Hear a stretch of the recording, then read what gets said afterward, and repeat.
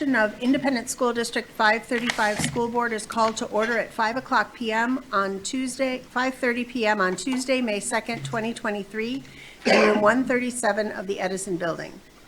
The board acknowledges this site and all RPS sites are situated on the ancestral land of the Dakota people, and we honor the Dakota nations and the sacred land of all indigenous peoples.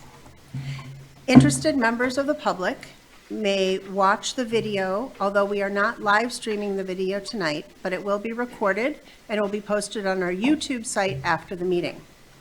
The agenda and documents for this meeting are available online at rochesterschools.org/board docs. Present at this meeting are school board members, Superintendent Ken Pickel, a non-voting ex officio member, and Assistant School Board Clerk, Ms. Lori Sam. Ms. Sam, would you please call the roll? Director Barlow. Here. Director Cook. Here. Treasurer Garcia. Here. Clerk McLaughlin. Here. Director Marvin. Here. Chair Nathan. Here. Vice Chair Workman. Here. At this time, we offer the opportunity to say the Pledge of Allegiance. I pledge allegiance to the flag of the United States of America and to the republic for which it stands, one nation, under God, indivisible, with liberty and justice for all.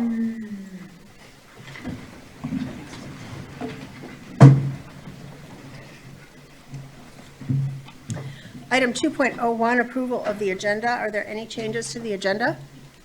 Move approval. Second. It has been moved and seconded to approve the agenda. All those in favor say aye. Aye. Any opposed? The agenda has been approved. A note to the board and the community watching, if we're still meeting at 7 o'clock, we'll take a 10-minute recess at that time. We have no one registered for comments to the board this evening, so we'll move on to information and outreach, item 4.01, project search. This is an information item, Superintendent Pickel.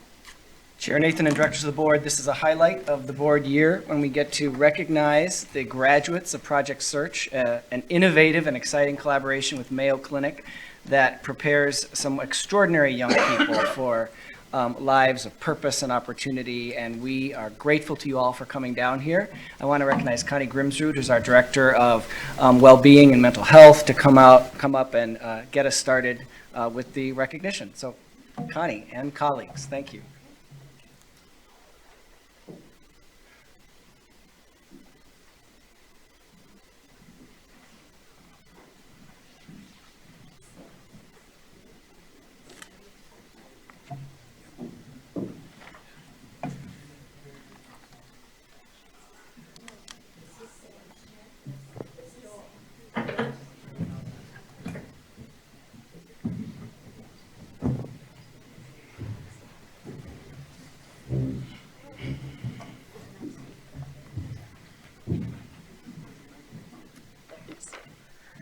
Okay, thank you, Superintendent, Chair Nathan, directors. We're so very happy to be here. Thank you for inviting us. We see our interns. I'm right here. I'm supporting, cheering for you behind the screen right now. But just wanted to give you a little bit of information about Project Search to renew your memory, or maybe for those first learning about Project Search. We are completing our 8th year of programming at Rochester Public Schools. This is a 9-month internship program for students with intellectual and developmental disabilities and is targeted for individuals whose goal is competitive employment. Certainly, these 7 sitting right here meet that definition. Ready. The program takes place at Mayo Clinic, where total immersion in the workplace facilitates the teaching and learning processes, as well as the acquisition of employable and marketable work skills. These interns participate in 3 internships to explore a variety of career paths. The interns work with a team that includes their family, an instructor, Carlisle Corson, who's here, skills trainers, Carol and Julie, who are also here, and agencies from our state to create and achieve an employment goal. We're going to show a short video about Project Search.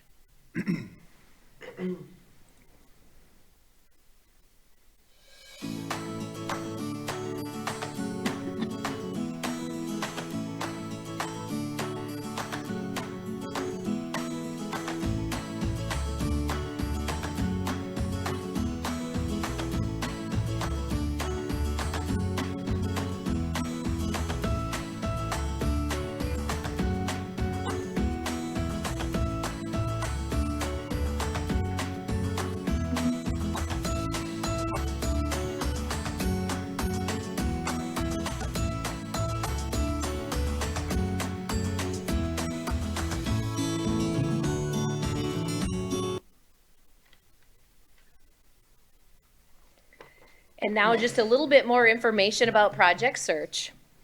Project Search has 733 program sites in the 48 U.S. states and 9 countries. Since 2010, 38,836 people have been served. The Mayo Clinic Project Search program has served 51 people since 2015, with 34 graduates accepting positions in the community and 17 graduates accepting positions at Mayo Clinic. And I believe we might have just increased that number. So I think we should give our interns a round of applause for sure.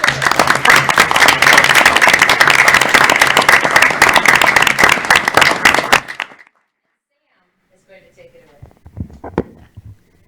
away. Is it on? Okay. I don't know. Thank you for the opportunity to speak with you tonight and share with you how Project Search has made a difference in our journey toward competitive employment. My name is Sam Nornberg, and I would like to unveil our 2023 theme board.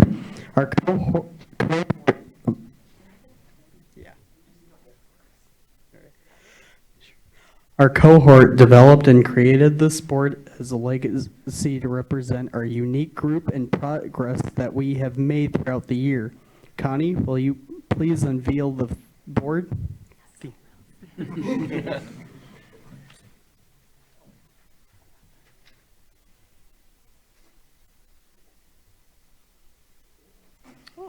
Our theme for this year is Grow Together, and we chose a tree to represent our growth in Project Search.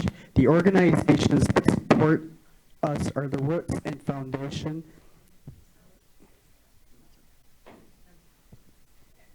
that have allowed us to grow our skills. Each of us added a leaf to represent how we have matured individually throughout our year in Project Search.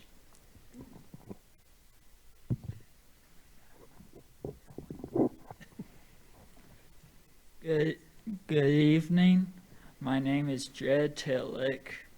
The word I choose on our theme board is confidence.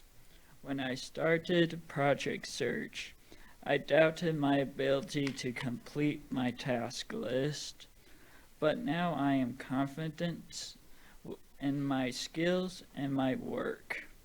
At my current rotation in nursing, I never thought I could finish my daily task. But after 6 weeks, I am able to complete everything asked of me, which is great feeling. I seldom talk in class, share my opinions, or talk to coworkers. But Project Search has taught me that I have a lot to share and have the confidence to prove it. My name is Dean Bailey, and the word I chose to put on the theme board is teamwork. Project Search has helped me realize the importance of teamwork, both in the classroom and at my job site. With the interns, I learned to accept the ideas of others when working together. At my sites, my coworkers depend on me to be on time and ready to work. At recycling, we work as a team every day to sort recycled materials. I have really learned how important communication is to be a good team player. Hello, my name is Jacob Legbede, and my word for tonight is persistence. I have learned many hard and soft work skills through my internships at Project Search. I've gained confidence in my ability to learn new skills and have a better understanding that feedback is in fact a way to learn new skills. Have a better understanding that feedback is a way to learn from my mistakes, and realize that working as a team player means working alongside and interacting with many different people. I gained valuable experience stocking food and beverage items in food service and medical supplies and central services. I even operate a pneumatic tube system for lab specimens sent from various Mayo Clinic locations, and have a much better understanding of how to use correct sanitizing procedures. 3 different sites in 10 weeks is a challenge and a painful one, but Project Search has made me realize that with persistence, I can be successful. Good evening. My name is Max Boyum. My theme word is accountability. When I began Project Search, I did not have many work skills and did not know my way around the Mayo Clinic campus. I have changed and grown in many ways since I started Project Search. I have changed, everyone knows how much I love to talk. But now I think about the words and how I say things before I just start talking. I used to become very defensive with any feedback, but now I listen calmly. It took me some time for me to realize that accountability also includes being on time and taking a 30-minute lunch break. For me, that meant walking quickly over to Newt's Express, getting a Marvin double cheeseburger and fries with a soda, and walking back as fast as I can. I have learned that accountability is a necessity for success in a future competitive for success in competitive employment.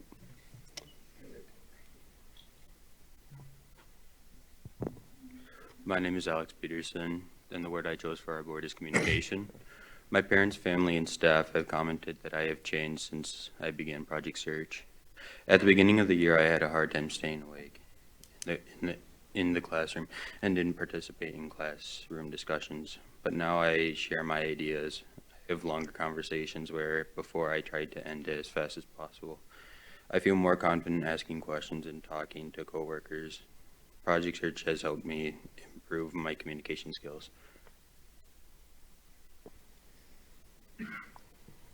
Good evening. Okay, I gotta start this over again. Good evening. My name is Joe Glasscock, and my theme word is professionalism. When I began Project Search, I didn't realize how important it is to be professional both in my appearance and actions.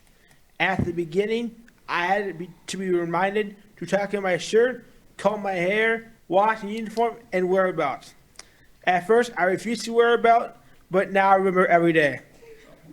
I have learned to slow down when speaking and watch for people in the hallways. I have really learned to become more professional since starting Project Search.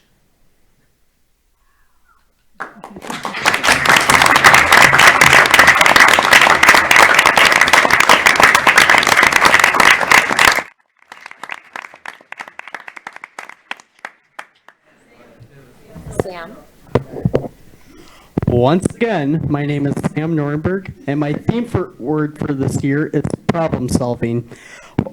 I was able to do 3 different rotations, which included the Dan Abraham Healthy Living Center, Central Services at St. Mary's, and the Charter House. My favorite rotation was at the Dan Abraham Healthy Living Center. The reason I enjoyed it the most was because the staff was very friendly and helpful to me. Also, the members appreciated the sanitizing and organizing of the equipment I accomplished daily. I felt proud to keep the area organized. My most challenging rotation was at Central Services. It was challenging because I had to navigate busy hallways pushing a cart. During Project Search, I have learned that I can solve problems independently rather than always just asking or waiting for somebody to help me. And now, don't you think we should give another round of applause?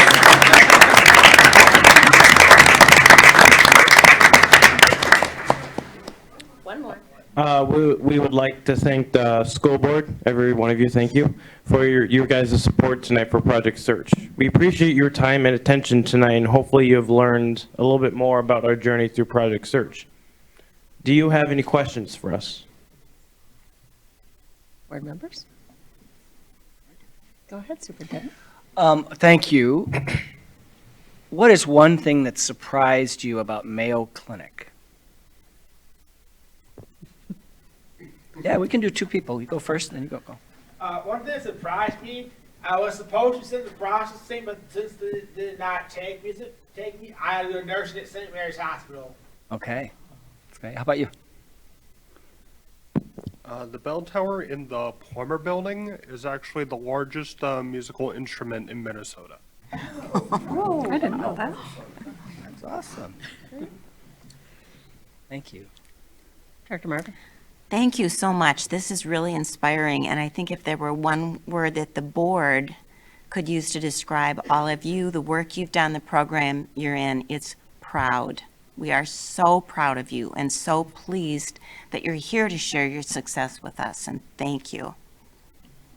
And I think I would add that all of our Rochester Public School students should be listening to what you're talking about in terms of the skills that you've learned and the personal growth that you feel that you've done to make you successful, because those are the things that make everyone successful. And you really are role models for all people to look at and see what it takes to learn and to be in with your colleagues, your friends. You all seem to be friends with each other and like working with each other. So thank you for coming tonight and sharing your stories, and good luck to you in all of what you're going to do in the future.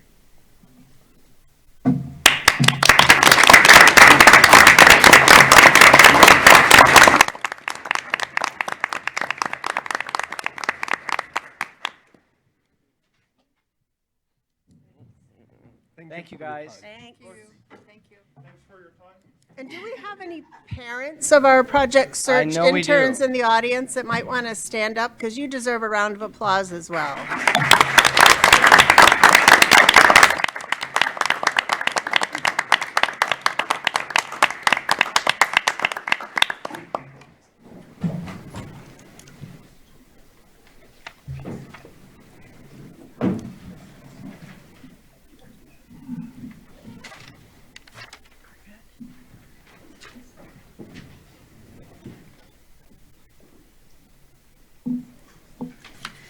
Item 4.02, recognitions. We have a number of groups to recognize tonight, and they all make big contributions to the education and well-being of our students. Administrative Professionals Day was April 26th. Our receptionists, secretaries, administrative coordinators, and office managers do an exceptional job and work hard to keep our schools and offices organized and running efficiently. They are the front line of welcoming families and students to our buildings, and often the first stop for addressing an issue. If you visit our RPS social media sites, you'll see the names of all of our dedicated administrative professionals who deserve our thanks. Yesterday was National School Principals Day. Borrowing from a Superintendent Piquel tweet, John Maxwell once wrote, "The pessimist complains about the wind. The optimist expects it to change. The leader adjusts the sails." I see principals and RPS do that every day. Thank you. We are so thankful for all of our principals and the leadership they demonstrate each day to serve our students, staff, and community. Visit our RPS social media and help us celebrate these principals by sharing a memory of your favorite school principal or by giving them a shout out. This week is National PE and Sport Week, where we celebrate our RPS health and physical education teachers for their work teaching life-changing skills to our students, including critical personal and social skills to help manage daily tasks and challenges, important character values such as resilience, fairness, respect, equality, and inclusion, and fundamental motor skills needed to participate in physical activity, which is vital at all ages and all stages of life. Thank you to these teachers for promoting health and well-being for all of our students. School Lunch Hero Day is May 5th, 2023. Our school nutrition professionals prepare healthy meals for students, all the while adhering to strict nutrition standards. They navigate student food allergies, and they share smiles and laughs with our students. School Lunch Hero Day is our chance to thank our school nutrition professionals for the difference they make in the lives of every child who comes through our cafeterias. And May 8th through 12th is National Teacher Appreciation Week, and we can't express enough gratitude for the critical role teachers play in driving the success of our students. They are the ones who teach the necessary knowledge and skills for success, but also inspire and guide our students to become future leaders, innovators, and problem solvers. Over the challenges of the past few weeks, our RPS teachers have again showed their strength, resilience, and commitment to our students. During this year's Teacher Appreciation Week, let's all find a way to show our support for our RPS educators and tell them how much their commitment and dedication to our children is so appreciated.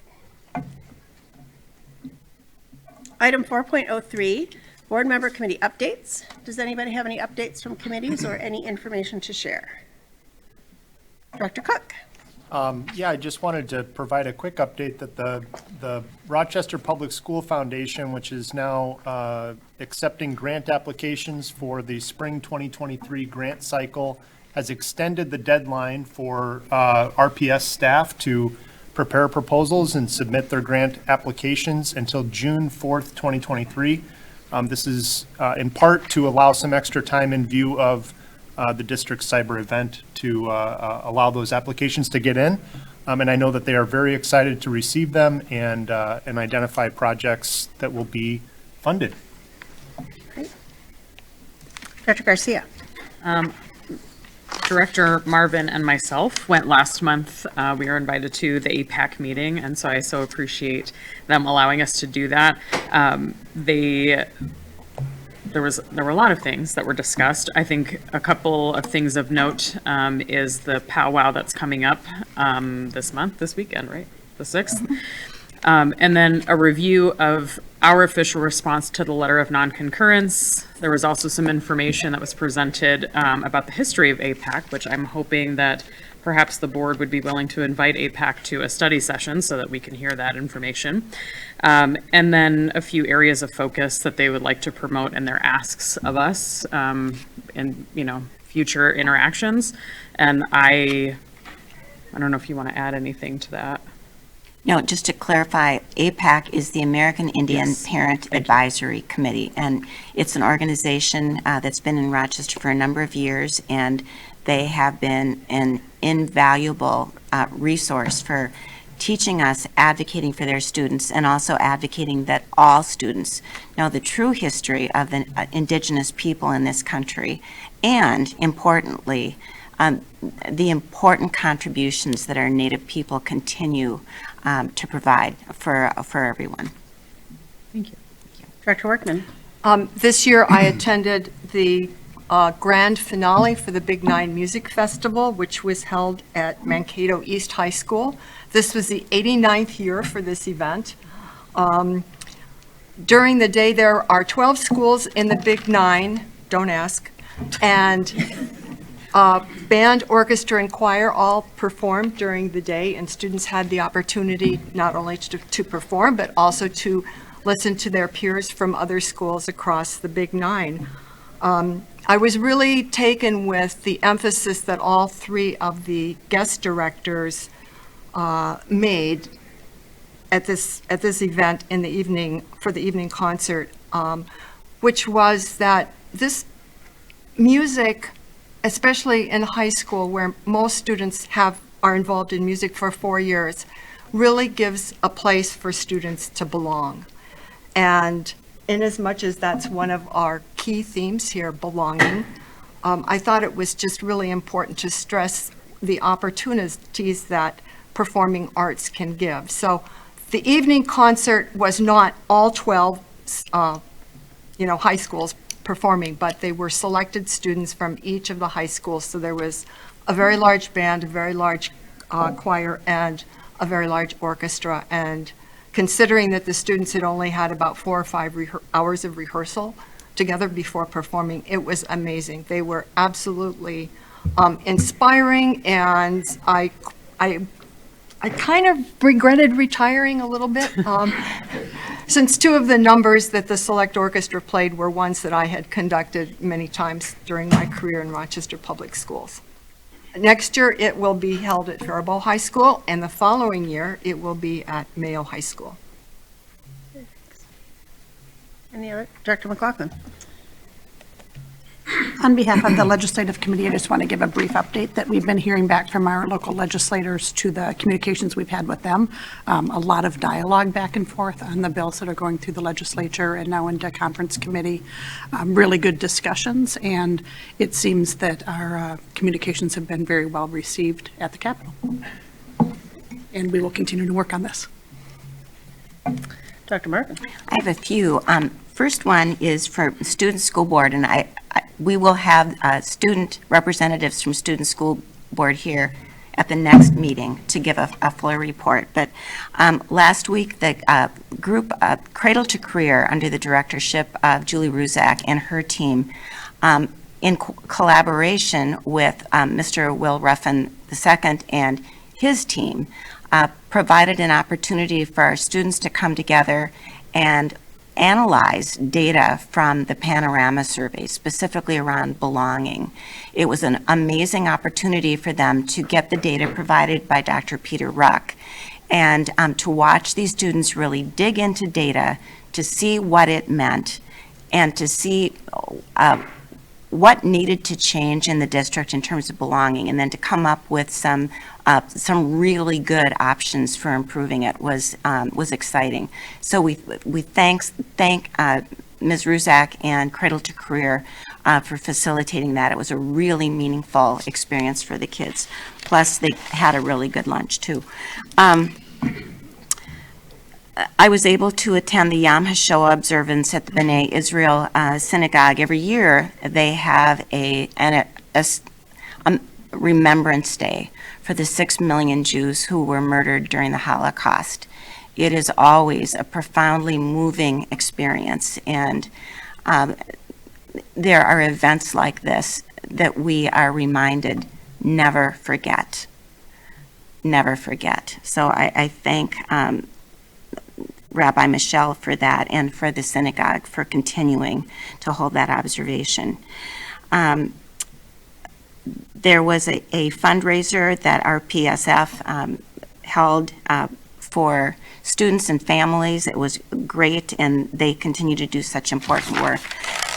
The Community Curriculum and Instruction Advisory Committee, CCIAC, met.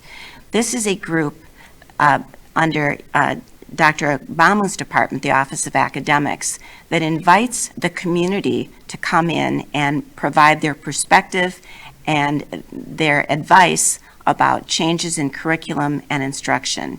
At this meeting, students showed up, retirees, staff, parents, and just community members were invited to give their perspective about what we're doing, how we're doing it, and it's so important to get the community perspective or perspectives on our instruction. Sertoma was invited to a breakfast for the deaf and hard of hearing community, the students who are in that community, and it was amazing. Students showed up who are in that program. They're brilliant, they're funny, they're involved, they have plans for the future, and they wanted to thank Sertoma for helping to fund some of the technology that makes it easier for them to fully participate in education. And finally, and somebody has to say this, the Greater Rochester Arts and Culture Trust held a fundraiser called Dancing for the Arts. They do this every year to provide funding for youth arts education, which is so important to our kids. And they coerce every year community leaders to be involved. This year, Dr. Kent Piquel was involved, so he performed in front of a packed hall. He danced. Who knew the superintendents could really bust a move? And he can. And he and his partner walked away with a trophy. So I think that Dr. Piquel will never live that down. I think it's changed him in profound ways, and we're hoping that he doesn't get lured away by the Dancing with the Stars. Dancing with the Stars. But it was astonishing. He knew research, that he was great at talking with people, at leading. Who knew he could dance? But now we do, and that's all. I'd like to add to that, just to make it very clear that although Dr. Piquel's dancing skills might be amazing. His award was for having raised the most money to support the arts. That's true. So, Not thank you dancing. thank you for putting yourself out there. Yes. For a good cause. Yep. One and done. Any other updates? Thank you, board members. Items 5.01 through 5.05 are our consent agenda. Would any board member like to remove any item for separate consideration? Is there a motion to approve? Move So approval. moved. Second. It's been moved and seconded. All in favor, say aye. Aye. Any opposed? The consent agenda has been approved. Our next item is our focus topic. 6.01 is a SCIP update, which is the next in our series of School Comprehensive Improvement Plan presentations. And tonight it is RPS Online. Superintendent Pickell. Thank you, Chair Nathan and directors of the board. As you know, we are making a tour through the major system change initiatives in our strategic plan and the school improvement strategies of our schools. And tonight we have our newest school, RPS Online. When I got here in July of 2021, we had a relatively small online elementary school, and I recommended, and this board approved, going quite boldly K-12 quite quickly. And we stood that up, and the school has grown. The school has also evolved and changed. I think this is a really appropriate time to be taking a look at RPS Online because a lot of school districts in the midst of the pandemic started online programs. And many of them are now either scaling back or discontinuing them. We're not doing that. We are committed to grow RPS Online, but we know the environment from just a year and a half ago when we stood it up has changed profoundly. And so this is a moment I would believe to actually be leaning in, to be listening to the team at RPS Online, and frankly to be trying to figure out what kind of online learning our families are going to want going forward. I would just add that I have the hypothesis that I can't directly prove yet, but Peter Ruck, our research director, and I will be spending some time on this, that RPS Online was one of a number of positive factors in the very significant good news we saw in our graduation rate that we announced last week. The state was pleased to reverse a downward trend of 0.2%. Rochester Public Schools went up 2.1% with dramatic increases for certain student groups, over 8% for our black students. And so RPS Online, I think, was one added educational opportunity that had it not been there, some students might not have persisted in school. There were other things that happened in our traditional high schools, our area learning center, that also were part of that success. So that's a hypothesis that we want to look at underneath the numbers, but it was, I think, a valuable resource for some of our students last year. So it's my privilege to invite Brandon McCraffick up to give us an overview of their SCIP plan, their school improvement plan. I'll let Brandon introduce the members of the RPS Online team that he has brought with us, and I look forward to the conversation. So thanks very much. Thank you, Dr. Kell, members of the board. You'll have to forgive us if we come off as a little bit nervous as members of the online staff. We're not used to being in a room with other actual human beings.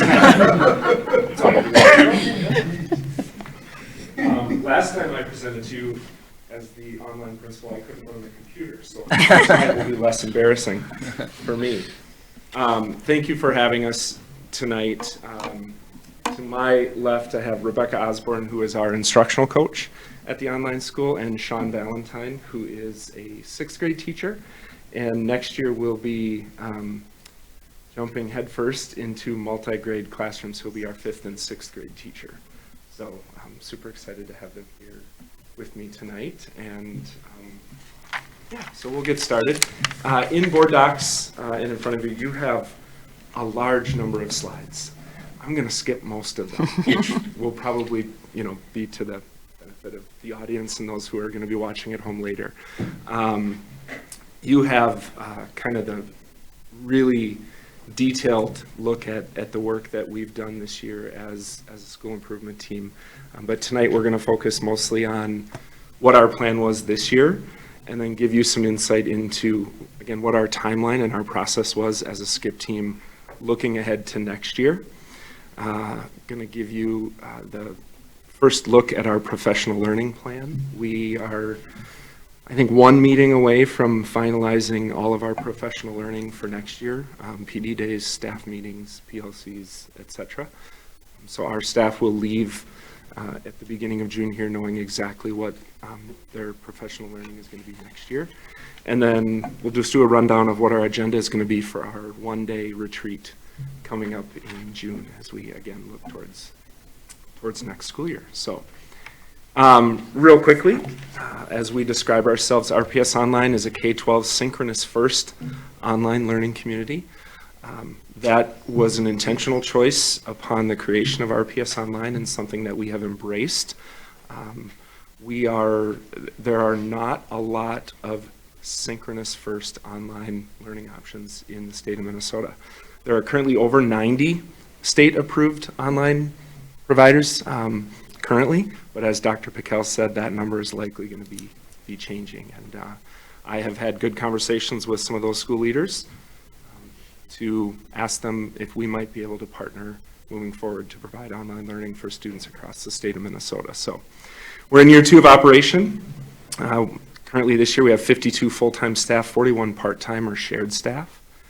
And we're currently sitting at 518 students, which is the largest that our online school has been since its inception. The breakdown that you see there in parentheses is elementary, middle school, and high school. And this really aligns with what Dr. Piquel was saying. I have a spreadsheet that shows the historical enrollment, and when the school opened, it was probably 2/3 elementary, 1/3 high school, and we've seen that completely flip the opposite direction. Far more high school students coming in. We currently have, well, we did have to pause intakes for a little bit because we couldn't get students online here over the last 3 weeks, but I think we have somewhere around 30 students and families that we're going to be scheduling intake meetings with yet here this May to get students in. So great interest in our school. Back in spring of 2022, to kind of take you backwards, when I was named the principal at RPS Online, that was when I couldn't run the computer. I held one-on-one meetings with each of our staff members at that time and really had some deep conversations about who we were, where we wanted to go, and what we were doing really well and what we needed to improve on. And we really landed on these 3 bullets that you see at the bottom of the screen here. These were the biggest needs for us as a school. Was we needed a common instructional framework. A lot of heavy lifting had gone into all of the logistics that go into starting and running an online school. And what we realized is that not enough work had been put in to determining what was learning and teaching going to look like at our online school. So we really needed to develop that common instructional framework. A system and community of support. We have an amazing student body, an amazing group of families, but they come to us with purpose, and they come to us with different needs. We have a lot of students who struggle with school anxiety, generalized anxiety, a lot of students who thrived during distance learning and realized and found a learning model that really worked for them. So just a really wide array of student and family needs. And we need to be able to support that. And then a clearly defined set of student expectations. PBIS is not the first thing that comes to a lot of people's minds when they think of an online school, and it does look very different for us when we talk with students and families about what we expect of them, because we don't necessarily have to worry about a student, well, I guess we do, getting up and leaving in the middle of class, but they're not necessarily going to disrupt the rest of the class. They're not going to be in the hallway, right? So we have different needs from a behavioral standpoint, and we needed to be able to address those. The map that you see on the right there is actually from the fall, but I was curious when I came on just to know where our students were coming from, and so I went through our Skyward Roll and made a little map with flags just so we could see where our students are coming from, and the hope is that we'll see those flags steadily branch out from southeastern Minnesota and get more of those out in the rest of the state. So this is just a a quick look at our current SCIP team, the members of our staff and their roles that have come together this year, and I think had some really good conversations, both strategic and operational, and we'll talk a little bit more about that here coming up, but we feel like we have good voices at the table, and we'll be talking about that again here coming up in early June, is revisiting our team and determining what voices may be missing from the conversations. This is something that we have focused on this year, and this came from, I think, was Dr. Pickell, was it our leadership in August? Yeah, it was the interviews I did when they decided to keep me around. And, yeah, I wouldn't have put it that way, but okay. And so this is something that we have visited and revisited every time we meet as a staff meeting, professional development, our work groups, our committees, is just really keeping those high priority principles in mind every time that we get together. And I think probably the one that we've focused on a lot is assuming positive intent. When you work as a team that doesn't get to see each other in the hall, we don't have a staff lounge, and we, this year we had very few opportunities to get together in person. Next year we'll have more.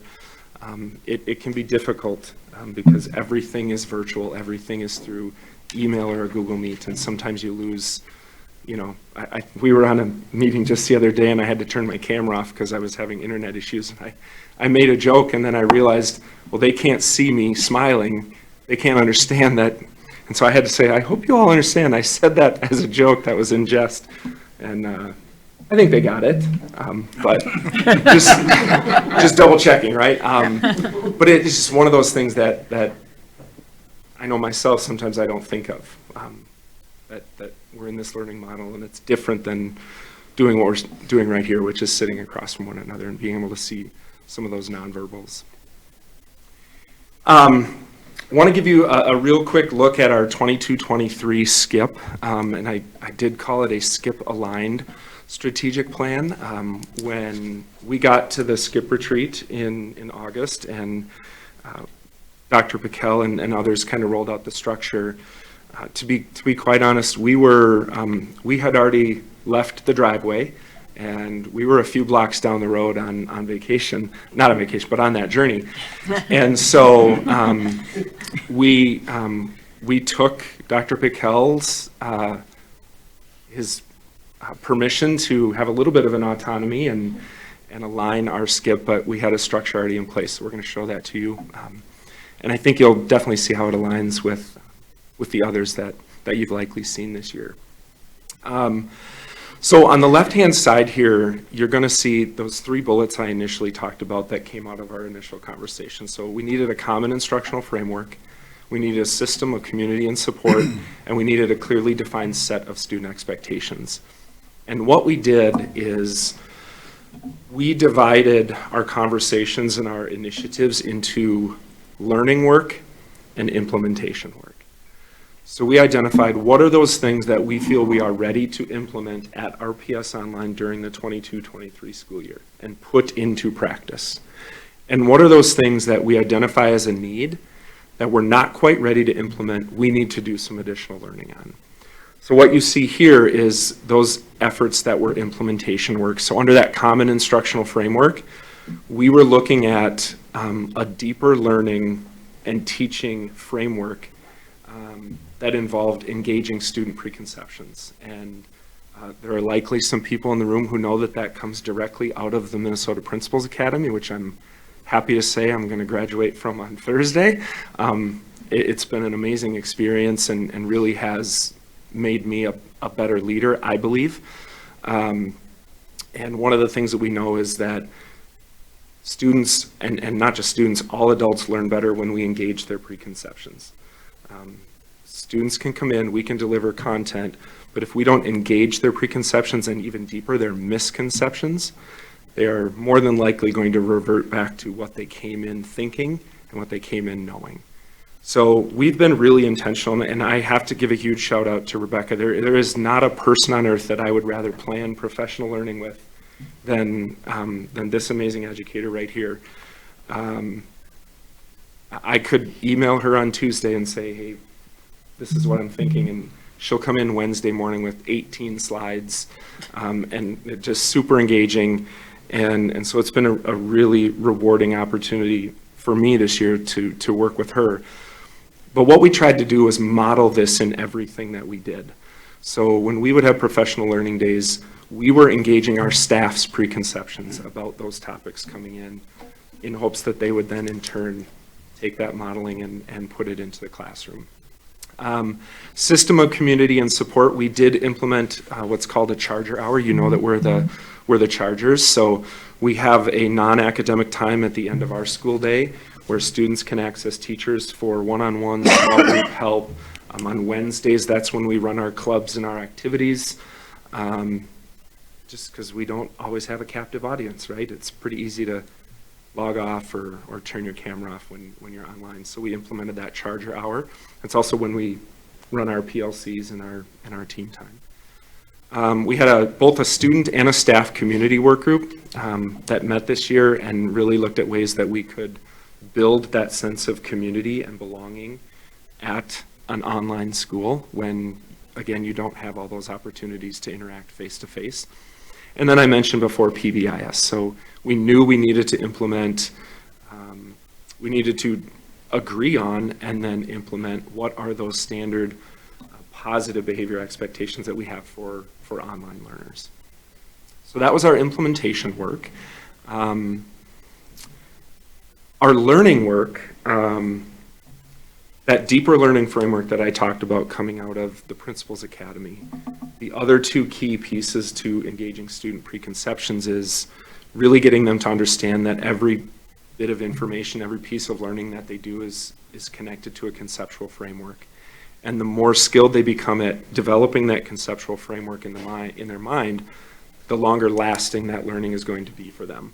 And then also providing opportunities for metacognition, which this is something that Rebecca also had to remind me of every time we got together, was giving our staff opportunity to reflect, come back to the learning, go back to their preconceptions and see what's changed after a time of learning.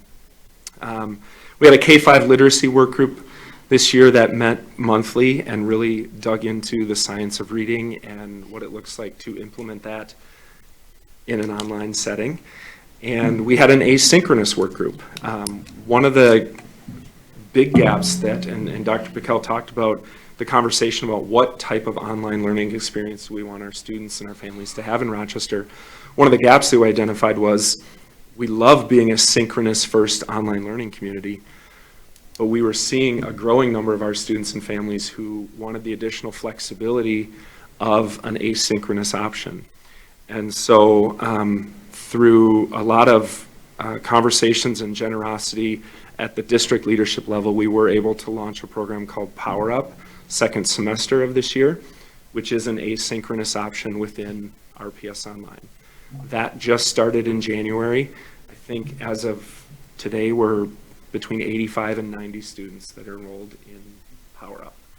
And so my goal is to ensure that RPS Online becomes the only online provider in the state that has a robust synchronous and asynchronous option for students and families.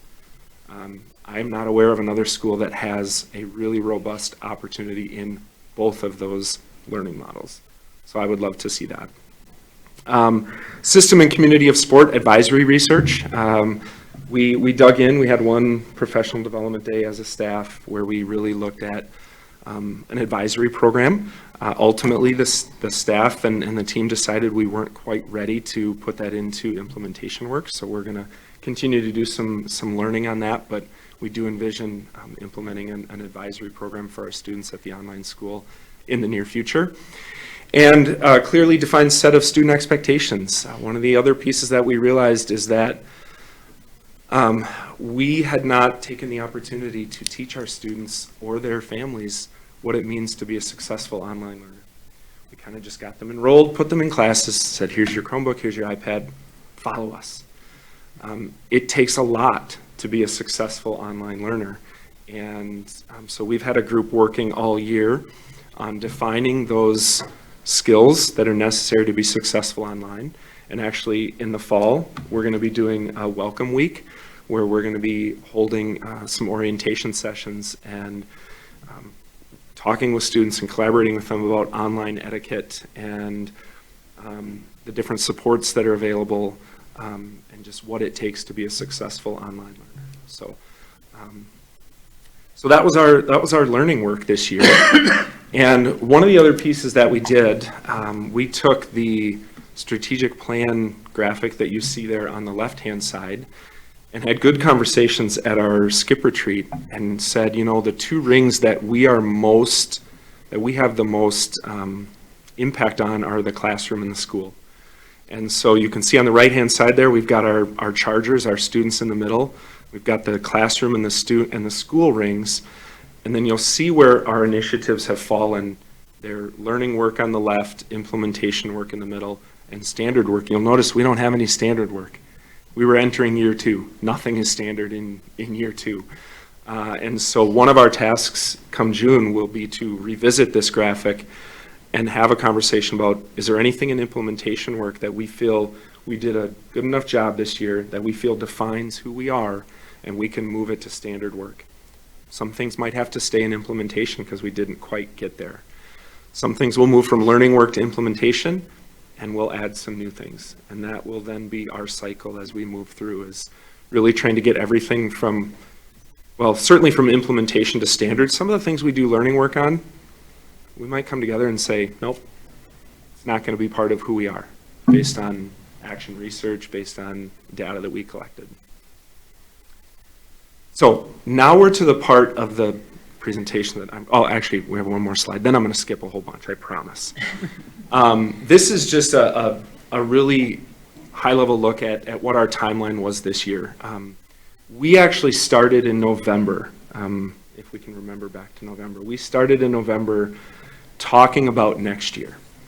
We started with a data preview. So we pulled all of our data that we felt was relevant and started looking at it, questioning it, breaking it down, asking questions about it. December and January, we started looking at goal areas and potential action steps. February and March, we did some whole staff collaboration and again, started running through some potential goals and action steps. April and May here, we've been finalizing our professional learning plan in collaboration with our site staff development team.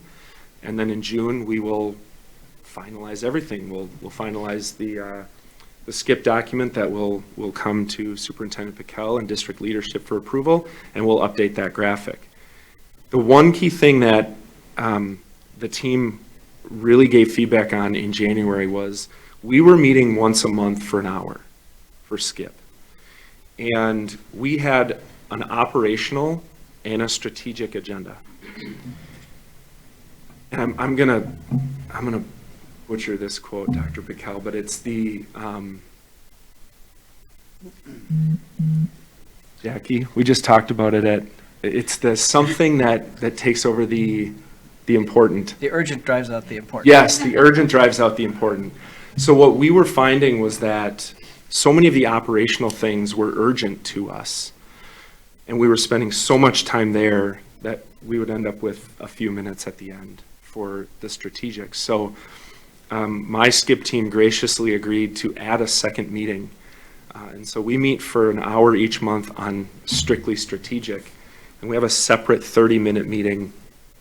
And that was intentional, right? We're going to spend an hour on strategic. We're going to spend 30 minutes on operational. And I think we've gotten through the operational pieces. And I think we've made really good progress on the strategic. So that was an aha point for our team, was we can't do both of these things in the same meeting because one is taking over the other. So I'm going to skip a whole bunch of slides here that you have. And we'll just kind of give you a little preview into next year. So our professional learning plan. Next year, I think our staff is excited about this. We're going to come together for five times next year where we're going to be in person. And next year we'll be at Longfellow Elementary, which we're super excited about. So we're gonna have staff in person, and we're gonna we're going to do some icebreakers that you can't do online and really start to build that community. But when we get together, one of those days will be during workshop week, and we're going to do an overview of our SCIP. We're really going to dig into the 5 key domains of student social and emotional learning as identified through Panorama. And then we're going to dig into those conceptual frameworks that I talked about before. As a K-12 school, the only K-12 school in our district, we get the fun job of navigating that whole trimester, quarter, semester deal. And I know Dan is in the audience here, and I met with Dan last summer and ran an idea past him and ran that idea past our staff that instead of running separate professional learning days for our elementary and our secondary staff, we wanted to combine those and take those 5 days at end of trimester, end of quarter, and do 2 to 2.5 hours of professional learning together as a K-12 staff, and then give the staff the rest of those days as work days. And when we did the math, and Dan was great, and our staff was great, they loved the idea, and I think it's been really positive for us to be able to be together as a K-12 staff this year, as opposed to being separate. But so you can see we still got a little work to do on finalizing those topics, but we're going to start every one of those days with staff community and staff SEL, because it can get lonely at times being an online school teacher in your home office by yourself or with your dogs in our case. K-12 staff meetings, we are going to think about those differently, and this is something that the SCIP team also approved. We're going to use those for professional learning. We do a weekly Google slide update where we get all of our information out. So we're going to take our monthly staff meeting, and we're going to collaborate with the Olmsted County Bridge Collaborative, and they're going to do a series of professional development for us on student mental health, cultural responsiveness, and then school staff supports. So how we can support each other. So we're excited about that. And then you can see there we have our PLCs, which next year we're going to have both content area or grade level PLCs, and then inquiry-based PLCs, which is where our staff will identify problems of practice, and then they'll dig into what the research says about that problem of practice, identify some things they want to try out in the classroom, collect some data, come back to it and say, did that work? Did it not? Do we want to replicate it? Do we need to let it go? And then we have our work groups. So we will have we're going to be doing some work on math next year. We're going to continue our digging into advisory and staff community.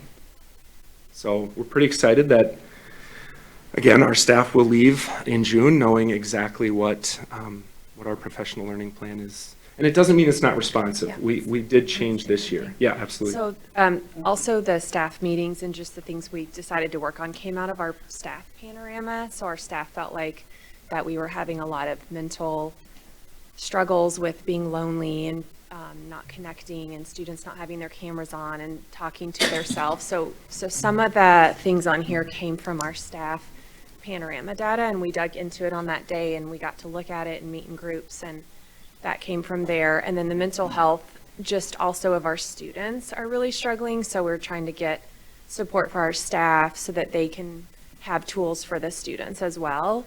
And then the TBD is that we want to be like super fluid. So we're going to change our plan if we feel like it needs to be changed in the fall, but just wanted the staff to know that we hear that they really want to build community and have that social and emotional piece. And so we really want to make sure that the staff meetings are, and our professional development is around what they need to. So we kind of struggled with that a little bit this year, and your staff, so you can speak to that, but we're really trying to zone in on the community and the cultural responsiveness to our students, like really learning what they're about and how we can do that virtually, because it's very different online. And that way, and trying to get the kids to talk to you and learn about their home life and getting them to turn their mic on, etc. So that's kind of where that came from, and it was from the staff that this was part of.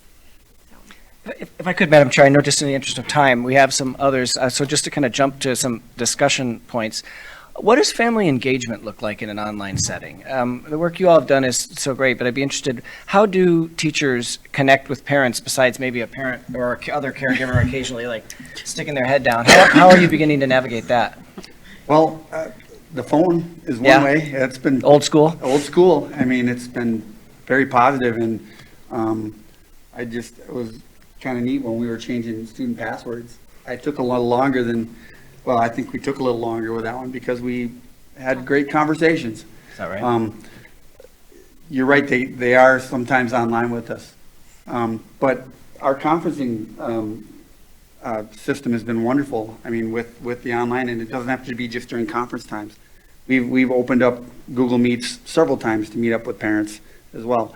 The Charger Hour has been super awesome, and sometimes a parent might even show up for that, where I've had a few students after school working on something, an assessment or a project or an assignment they're having trouble with, and hey, invite your mom over or invite your guardian over, and that's been pretty positive. And the elementary is doing play dates at the park once a week, and so they can go to the park, and the parents are coming to that. And we have a PTA finally this year. It's exciting, and so we have a wonderful PTA mom, and every month I think they do a virtual bingo, virtual Google Meets. Like I hosted the Art Hub when they could come in, and so we do a virtual, and then we also try to do one in person. And so they did have sledding in the winter. They offered sledding at Overland and hot chocolate and games inside Overland. And then I think we had another one planned right before spring break where we had snacks, and they had a sign up Genius, and the parents could bring water and chips, etc. And so the kids are coming to that. Secondary also is invited. I don't know if a lot of the middle school, high school kids are coming, but we are trying to get our PTA up and running. And then, so yeah, we have that going on. And then field trips are still occurring. And so the parents can attend, they go to the planetarium. I actually attended with second grade, and all the parents showed up and got to sit with them. So we are trying to offer, and it is unfortunate if they don't live in town to do that, but we are trying to be cognizant of who's here. So, and we have a Corey Hill field trip planned on June 5th, actually, for all of RPS Online. We got some grant, and so we are inviting them to come, and the parents can come eat lunch at the end of the program. So we are trying to do. That's great. One of my favorite days was that when we got the kids all together at John Adams Middle School. They were gracious enough to let us use the science lab, and through that process, we had a chance to meet many parents, and that was wonderful. Or not meet, but just really in person meet for the first time. It was really cool. So I think next year I'd like to do a few more days like that as well. Other questions? Director Barlow. I have three brief questions. In terms of your intake process, are there opportunities during the course of the online school year for a parent due to an emergency event, medical or otherwise, to potentially enroll their child? Yeah, absolutely. I've had a number of conversations this year specifically about our hospital homebound population. Being in Rochester with the Mayo Clinic, we get a lot of students and families that come here on a temporary basis, and we feel like we can provide a learning opportunity that maybe wouldn't have been there before. We work with Dr. Piquel, with Jackie Peterson and her office, and then my colleagues, the other building leaders, almost on a daily basis with students and families who have had something transpire in their personal world that just makes going to school in person on a daily basis not right for them in that moment. We recently had an elementary student who was really struggling to be in the classroom, and the school administration reached out and said, you know, the student still wants to come to our school, but really can't be in the classroom right now. If we set them up with a learning space in the office, could they be here with us at the in-person school, but join the online class? And I think we had that student up and running within 2 days. Okay, and I'll reduce it to 2 questions instead of 3. In terms of the role that artificial intelligence is playing and the direction that might be headed in, are you at this point given any thought as to what the online interface might look like? I mean, Star Wars. Right. Well, I mean, I think, you know. Yeah, I think from an AI perspective, Rebecca and I both had a really good conversation, I think, with our ELA and our social studies departments about specifically ChatGPT and the role that is and potentially could play, and really wanting to look at how can we, you know, because it's the easy thing is to say let's block it and be done with it, but there's 50 other ones out there that are going to do the same thing. So I don't know that we've had a lot of conversations, to be honest, about what the interface might look like. I think that's one of the reasons why we chose synchronous first, right in our how we describe ourselves, because we do get a lot of families that call us or reach out and say, you know, tell me about what a student's day looks like at your online school, because every other school that they've reached out to, it's primarily asynchronous, where the kid gets a schedule, they log in, and they almost never interact with, you know, other students. They might have a meeting with a teacher, but they almost never interact with other students. And so that, we knew that was something that we wanted to continue to embrace. I'll say, Director Barlow, Sal Khan, who's the founder of Khan Academy, which teaches through video, has a fascinating new TED Talk on exactly this subject, and it's incredibly optimistic that actually AI is going to make possible the long hoped for targeted tutoring. When Brandon mentioned a kid brings a misconception about place value, they don't really understand ones, tens, and we move them along in the curriculum, but they never really understand ones, tens. And so you have to go back and you have to correct that misconception. That AI can do that, is likely to be able to do that quite personally for a kid. And so it's a TED Talk, it's pretty new, and there's a lot of scary things in the news about AI right now. This is actually a very hopeful vision, actually, of what AI could do for education with targeted identification of where that kid has that misconception, and then addressing it in a very, frankly, human way, which is eerie. But, you know, it's pretty powerful stuff. Thank you. Dr. McLaughlin. I just have a couple questions. When you talked about the Power Up asynchronous, is that K through 12, or is that some limitation of that? So when it was first dreamed up, we were thinking it was going to be middle school and high school. When we put the first feelers out, we started internally. So we started with just RPS, seeing what kind of interest, what kind of need was out there. Within the first week, we realized we weren't going to be able to do middle school. We simply didn't have the capacity to do that. And so it is just 9 through 12 at this point. For me personally, my vision would be to expand that. We will have dedicated staffing for that next year, so we think our capacity will be at minimum 100 students starting off in the fall, and we'll see how things go from there. What were the struggles with middle school? It just the content, or?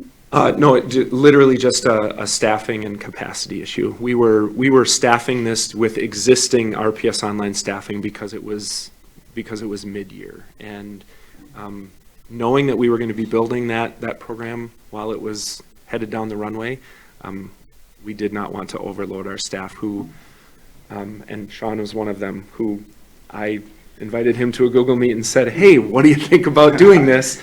And they were all in. And I think when we looked at that, at the idea of middle school and high school, but I think the need was very big at the high school.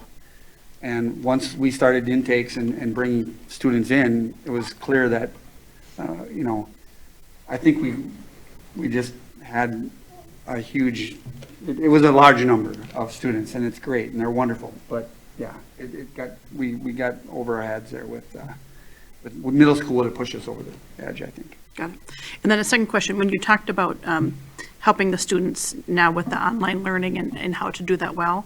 Is that something you talk about in the intake meetings to make sure that they're a fit? Yeah, we talk talk to about that? them about their learning environment at home. So wanting them to have a dedicated space, right? Because if you just wake up and roll over and open up your Chromebook, you're not going to be a really productive online learner. But if you get up, so we talk about that morning routine, get up, do all the things you would do if you were going to school in person, right? Take a shower, eat breakfast, brush your teeth, all of those things, and have your dedicated learning space where this is where I learn, that's where I play. This is where I learn, that's where I play. We also talk to our students and families about having a learning coach at home. And that's far more normal with our elementary students than it is with our secondary.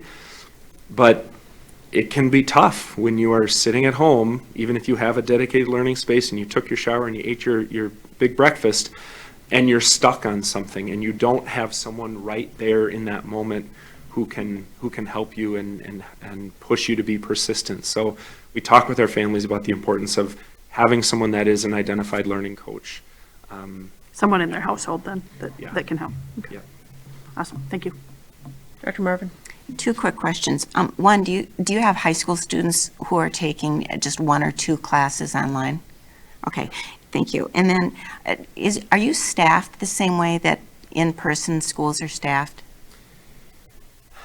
So here's what I'll say. I think next year our staffing will be far more consistent with the staffing of our in-person schools.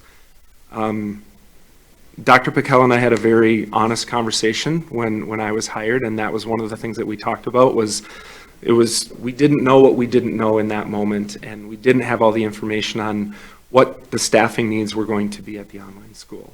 I feel like I have a much better idea sitting here today than I did a year ago today about what our staffing needs are. Here's what I will say. I've come to Dr. Agbamu, I've gone to Jackie, I've gone to Carl and Dr. Pickell, and just been very open and honest with them and said, if we really want to be successful in the online school, this is what we need. And to a T, they've all been extremely open and receptive to that conversation. So I feel really good about where we are heading into next year from a staffing standpoint. Thank you. Dr. Workman? One word that struck me was lonely, especially since the last few days that's really been in the news about, what is it, close to 50% of at least adult Americans are feeling lonely. So is this something that you address at all in your intake sessions so that you can find out what kind of personality the student has? I mean, I very much understand that we have lonely students everywhere, and it wouldn't necessarily be restricted to an online environment. And then the second part of that would be, how do you make opportunities for students to be together offline? I mean, I heard about the elementary opportunities that you suggested. Because I think that's an important, I mean, part of the social development of students is learning how to deal with each other face to face. Yeah. A few thoughts on that. So we are lucky enough to have through compensatory and through staffing, we have a full-time K-8 school counselor, we have a full-time 9-12 school counselor, and we have a full-time social worker. And I just met with that team about a week ago where we talked about exactly what you asked about, which is first of all, how do we find out what the needs of our students are? And we talked about that intake process. And that team is very skilled at meeting with students and families and finding out what the needs are. What we decided moving forward is we're going to hold an intake meeting, and about a week after that intake meeting, that team, that student support team, is going to send a quick survey to the student and the parent separately and specifically ask about what their support needs are, whether it's food security, whether it's lodging, whether it's learning assistance, whatever it is. And then they're going to come together and work on meeting those needs. So I feel really blessed by that team, that they really take ownership in that and support our students and families. The student community work group that we have, that's really their charge, is to come up with, what are the ways that we can provide those opportunities for our students. We do ask our students and our parents on our internal mid-year survey whether they are connecting with peers and friends offline. And I think it's certainly something that we have a lot of room to grow is making sure that our students are making those connections offline as well. We do have teachers that offer in-person activities. So sixth grade team did their science experiment day at JA and all the kids got together and it was amazing. And then I know some of the high school teachers have offered things as well in person. So we do have room to grow in that next year, ways that we can kind of get that middle school, high school together a little bit more. And we also have a space at Overland that is a classroom to check out that they are encouraged to do science together, social studies, they can check it out. And we do offer that all the time. So I know that it is happening frequently. I just don't know how many students are coming to that. And then one other quick question. Do we have students from outside the state of Minnesota? So currently, I think we have one who is on an extended vacation due to a family emergency. The current situation with students who do not reside in the state of Minnesota, if they are outside of the state of Minnesota beyond a short-term vacation, and the state doesn't actually define what that means, we do internally as a district, we can no longer claim them on our Mars report and then get state aid. Contrary to popular belief, there is nothing in state statute that prevents us from enrolling students from outside the state of Minnesota. We just don't get revenue for those students. So, I mean, would it be ever considered that if a student from outside the state of Minnesota wanted to attend, that they could be charged tuition? I guess this is Yes. probably a question for a different conversation and not at yeah, tonight's meeting. it is something that I put it out there just like, hey, would this ever be a possibility? And the short answer is yes. It would just be a matter of sitting down and figuring out what that would look like and how we would make that. But yes, we could absolutely enroll students from outside the state of Minnesota on a tuition basis. Director Cook. You've talked a little bit, a few times now about your student population and it makes intuitive sense to me that the student population is self-selected, and so each of them would have their own reasons for wanting to participate in this learning model. But one thing stood out for me. You mentioned earlier in the early part of your presentation that many of the students are experiencing anxiety or some kind of social anxiety. And again, that makes sense to me after I sort of thought about it. But I would be interested in how you came to understand that. What was it that brought that to your attention? And do you think that those students have been successful in this, in the RPS online environment of, given whatever support you've been able to provide? Yeah, so I think we have both qualitative and quantitative data that supports that.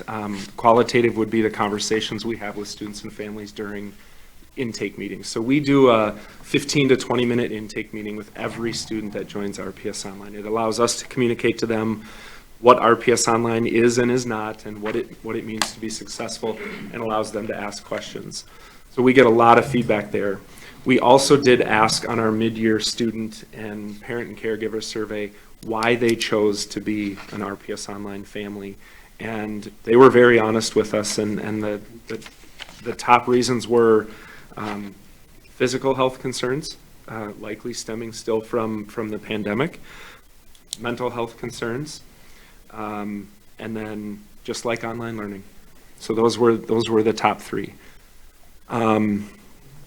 It can be difficult to support a student who is struggling with anxiety in an online setting. Like I said, we're very fortunate to have our student support team. We're very conscious of our students who struggle not wanting to be on camera.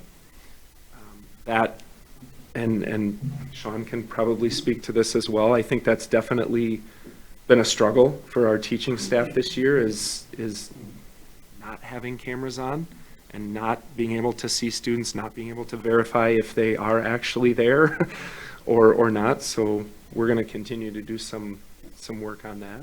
Yep. It's all about building relationships, just like in any classroom. And when, we know that we have students who are struggling with some anxiety, that's a time where, as an educator, we have to reach out, and we make sure we do that in a breakout room, which is a really great way of setting up Google Meets, as we probably all know. It's a tool to do that. Charger hour, or finding some flexibility within the day to mute that student, and sometimes the student and the parent. It's building that relationship with the student. And over time, I feel like I've been teaching 33 years, and I've changed a lot as a human being over those 33 years and as an educator. But one thing that I haven't changed on is every student has the right to learn and the ability to learn, and that philosophy and that approach is and I can say that about all the people I've had time working with within my team.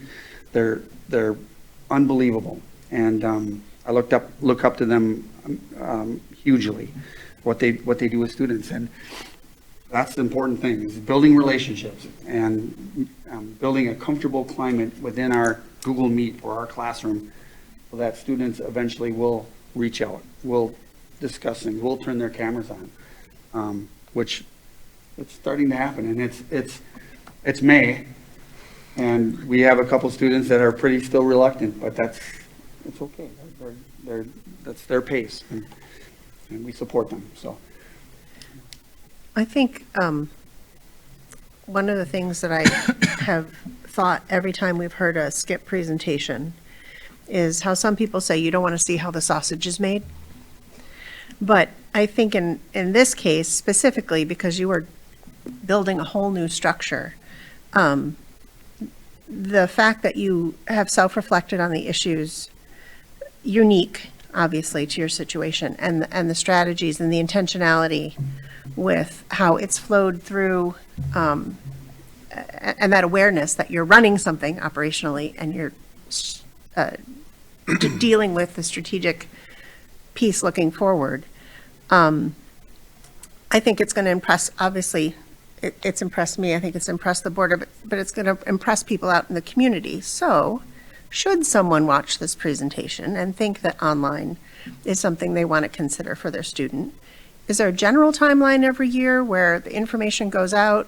And I know you say you get contacted every week. What's the connection people can make? Yeah, so I mean, honestly, we're pretty much on a rolling intake basis. We're paused right now just because of the cyber event and wanting to make sure that we're intaking students and ensuring that they can be successful when they start with us.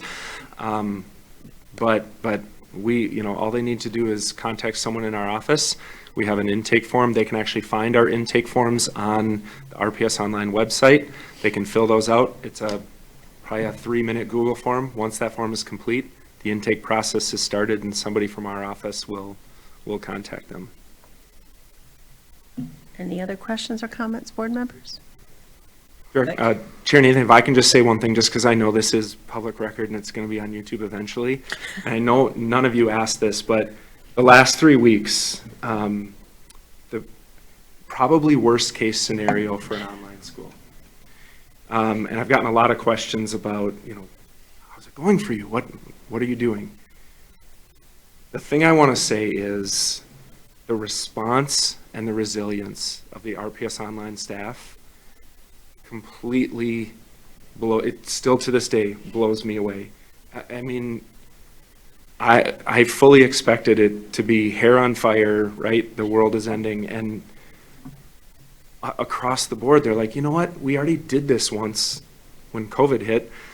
We can go back and do it again. And the response was just amazing. So I just want to say, for me personally, like the resilience they showed and the response, the positive response they had when our whole world was literally turned off, was just amazing. And they drove to Overland to call their own students to change their password personally. Like we had people drive in from the cities and from 2-3 hours away just to come that day. And so it really showed that they love their kids and they tried to call their own students. So shout out to them. Yeah, that's my third question.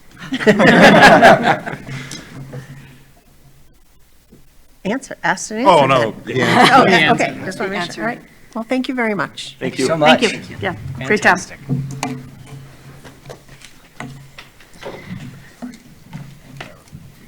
Yeah, let's do it. Okay, so it's just before 7. We're going to take a 10-minute recess. We'll be back at 7:05.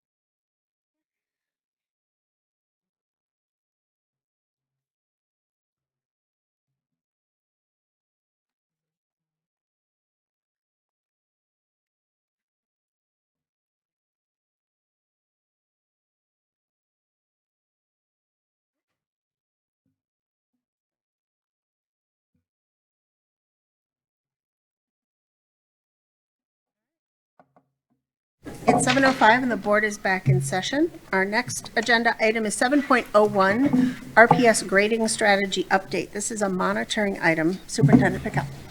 Thank you, Chair Nathan, directors of the board. We had hoped tonight that I would be able to share with you and other folks who might be interested the results of a survey of our teachers and administrators on elements of a policy, or I should really say not a formal board policy, but an approach to grading that has gone by the name Grading for Learning here in Rochester. Due to the continuing cybersecurity incident that we are emerging from, but are not yet through, we are not at a point yet where we could distribute a survey to our teachers and administrators to get their feedback. And so I don't have that data to share with you tonight, but I'm confident we will be able to do that before the end of the school year. I decided in its place, because I know many people, students, teachers, parents, are very, very interested in this subject, to take the opportunity to put together some thoughts for you in a memo that people can access via board docs when they are ready and interested in doing so. I won't go in detail into the guts of that memo, except to say that it outlines for the first time some of my own thinking about grading, which is something that I, like most educators, have given a lot of thoughts to. I remember seeing it as a very inexact science when I started as a teacher, and then subsequently started to discover some of the research. And if you and others are interested in my thoughts, you'll find that I am somebody who, contrary to others who believe a grade should only include assessment of the student's mastery of learning targets, as it's sometimes called, or bodies of knowledge and skill, I do believe it's appropriate to include what sometimes are called non-academic factors, or what I might call life skills in a grade, but it needs to be done in a very careful and targeted, bounded way. In particular, things like homework, like practice work. And in the memo, I talk a lot about the longstanding debate between what are called by psychologists and others extrinsic and intrinsic incentives.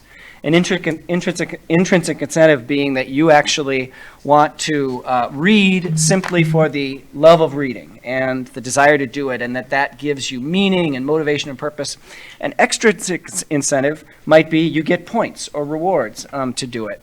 And I talk in the memo about the fact that we know from some bodies of research that when not just a student but a human thinks they don't like something or they can't do something, that sometimes it can take an extrinsic incentive to get them to try and put forward that effort. And we know that at times they then discover they're good at it, or they can do it, or that maybe they don't like it, but it's important. And so I mentioned that personally, I do believe there's a place for points for things like homework and practice work, but it must be done very, very carefully. We also know that if that is overemphasized, we send to kids the message that they need to be given an instant reward for any effort. We risk sending to both students and parents and caregivers misinformation about how well the student has really mastered the knowledge and skills. And there are some ways that that can be done better and worse. And when it's done to incentivize effort that is educationally or developmentally beneficial, like engaging in a project that takes additional particular effort and work, in my view, it can be helpful. If it is done simply for showing up to class or bringing a Kleenex box, it is harmful. And I will be honest, I said to a group of our high school students in this district a month or so ago, nobody gives points for a Kleenex box in this district. And they said, actually, Dr. Pickell, you're wrong. That needs to stop. Because it is sending a really, really mixed message. We also need to be sure that we are culturally responsive if we head down the road to allow those factors to be in a grade. We know that students from some cultures and backgrounds are more prone to very individualistic types of effort, whereas others are more prone to a collective effort. And so if points are only awarded for being really loud and aggressive or winning, the kind of thing that candidly, it won't surprise any of you, came very comfortably to me in the classroom, it can miss the kind of great collaboration and work that might be more comfortable for students from some other situation. So those are just some of my observations. They're in that memo, and I offer them only because I had hoped tonight to be able to share more feedback from our teachers and administrators. We know grading is a journey, that even as we address some of the issues that have caused a lot of discussion, and I would say some concern regarding our grading for learning approach, it's just the beginning of what I think is a long-term opportunity to get grading right. I mentioned in the memo that I've heard from teachers about just the need to more clearly define the criteria for grades. What is an A? What is a B? And what does it really mean in terms of student performance? How do we support teachers in creating common assessments that help them actually look across their classrooms at student learning? How do we actually think about very difficult things like the pros and cons of giving a student no credit or giving an F, to use the letter grade? How do we better define the difference between what we would call a formative assessment that is primarily to assess where the kid is, the student is, so you can provide more support, and a summative assessment that is to really say, how well did you master the material? And then how do we actually explain grades increasingly clearly to our parents and caregivers who don't speak edu-speak or live in schools? So the next step, as soon as we're technically able to, is it's going to be to send out this survey to our teachers administrators. It will ask our educators things like, how much should completion of homework that is done outside class factor into grades? And teachers and administrators will have the opportunity to say 0 up to 15%. I'm bounding it at the 15 because if we go beyond that, we really do risk confusing student mastery of learning. The survey will ask also about participation in classroom activities and exercises, scores on quizzes, extra credit assignments, whether we should reward extra credit or not, whether or not tardiness for class should be counted in grades, whether absence from class should be counted in a grade, how many times should students be able to retake assessment, a summative assessment, how much time should students have to take a summative assessment after the first assessment, as in like 1, 2, or 3 weeks, and then should things like bringing a Kleenex box to class be able to count for grades? You heard my opinion on that one. And then there'll be 2 open-ended responses as well. All of those are things that I've heard about over the last year from, in particular, our teachers. And so we are going to get their voice over the next month or so, both quantitatively, and I'm quite sure we'll have a lot of open-ended responses, as we always get.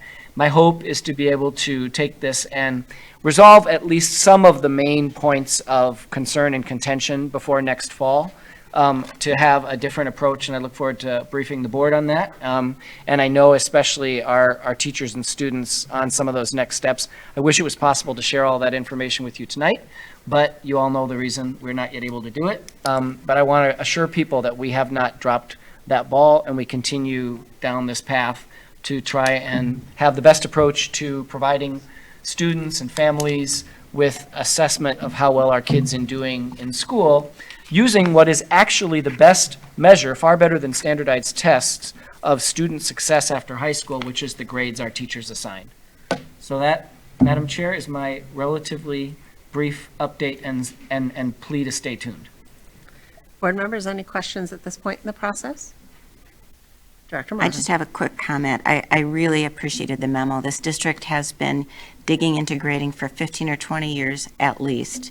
I think we're on the cusp maybe of figuring out what an intelligent system would be. And I really appreciated in your memo that you talked about the quality of curriculum and instruction is always going to be more important than assessments, and that the way students get graded and the expectations that we have for them is going to be not just about their K through 12 experience, but also set them up for what they're going to be doing after they leave here, where there may not be a whole bunch of people around them who know them, care about them, and are willing to give them extra credit for bringing Kleenex boxes, which we shouldn't do, by the way. So anyway, thank you. It's a good memo.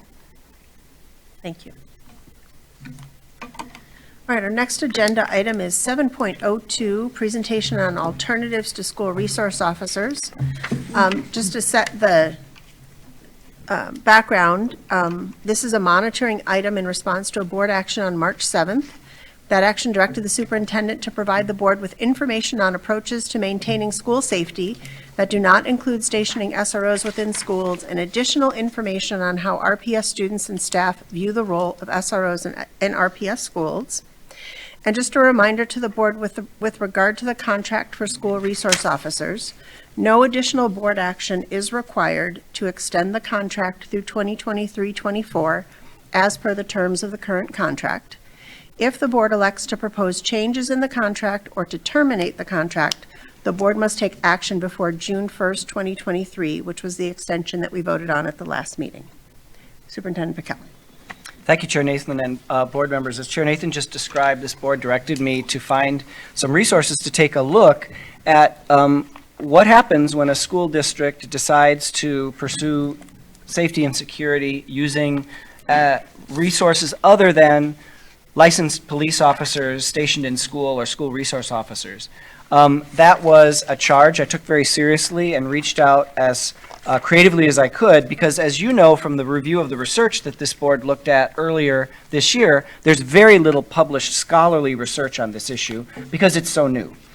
When Monique Davis from the University of Minnesota presented this to us, I think it's fair to conclude that the research on the impact of SROs is complex, and there are findings on both sides of the argument, but the research on alternatives to SROs is very, very new, and I'm sure it's coming down the road. But right now, we have a need to tap in to the experience of other districts that have made this journey. And so through some networks, I discovered the two colleagues who I'm going to invite to come forward here now, Stan Allen and Jason Matlock.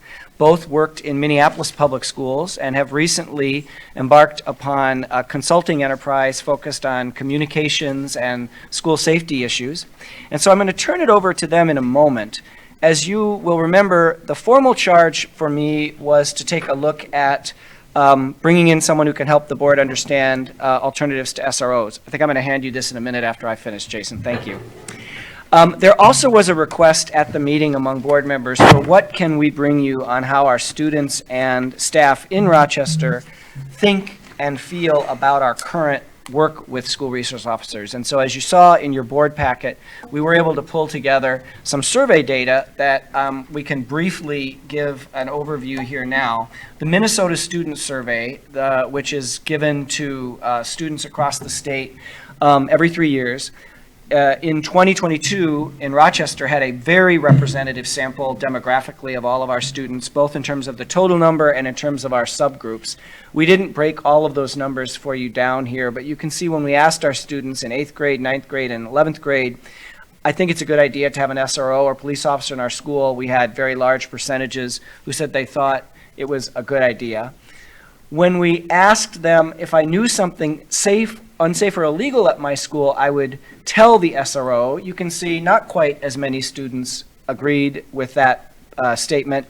And we see agreement decreasing as kids get older and disagreement increasing as kids get older. Still a majority of students saying if I knew something unsafe or illegal at my school, I would tell the SRO. This is a problem that, an item from the survey that I think, as Dr. Garcia has pointed out on other occasions, the Minnesota Student Survey is a problematic instrument in terms of its design. So here you can see I would feel comfortable going to my school's police officer or SRO if I was having problems or needed help. It's quite likely that having problems was read as not necessarily having anything to do with school safety, and having problems is actually different from needing help, so these should have been two questions. But nonetheless, we can see here a much more significant percentage of our students saying they would not necessarily feel comfortable going to their school's SRO if that was the situation. I look at this and I wish it had been written differently so that we could really say, does that mean if I'm struggling, I don't think going to the SRO is an option I would pursue?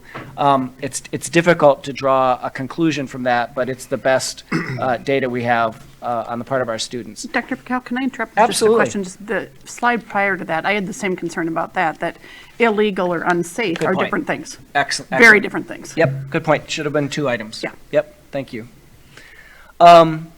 Then we also did a survey of administrators, as that obviously our administrators oversee the disciplinary and safety processes in our schools.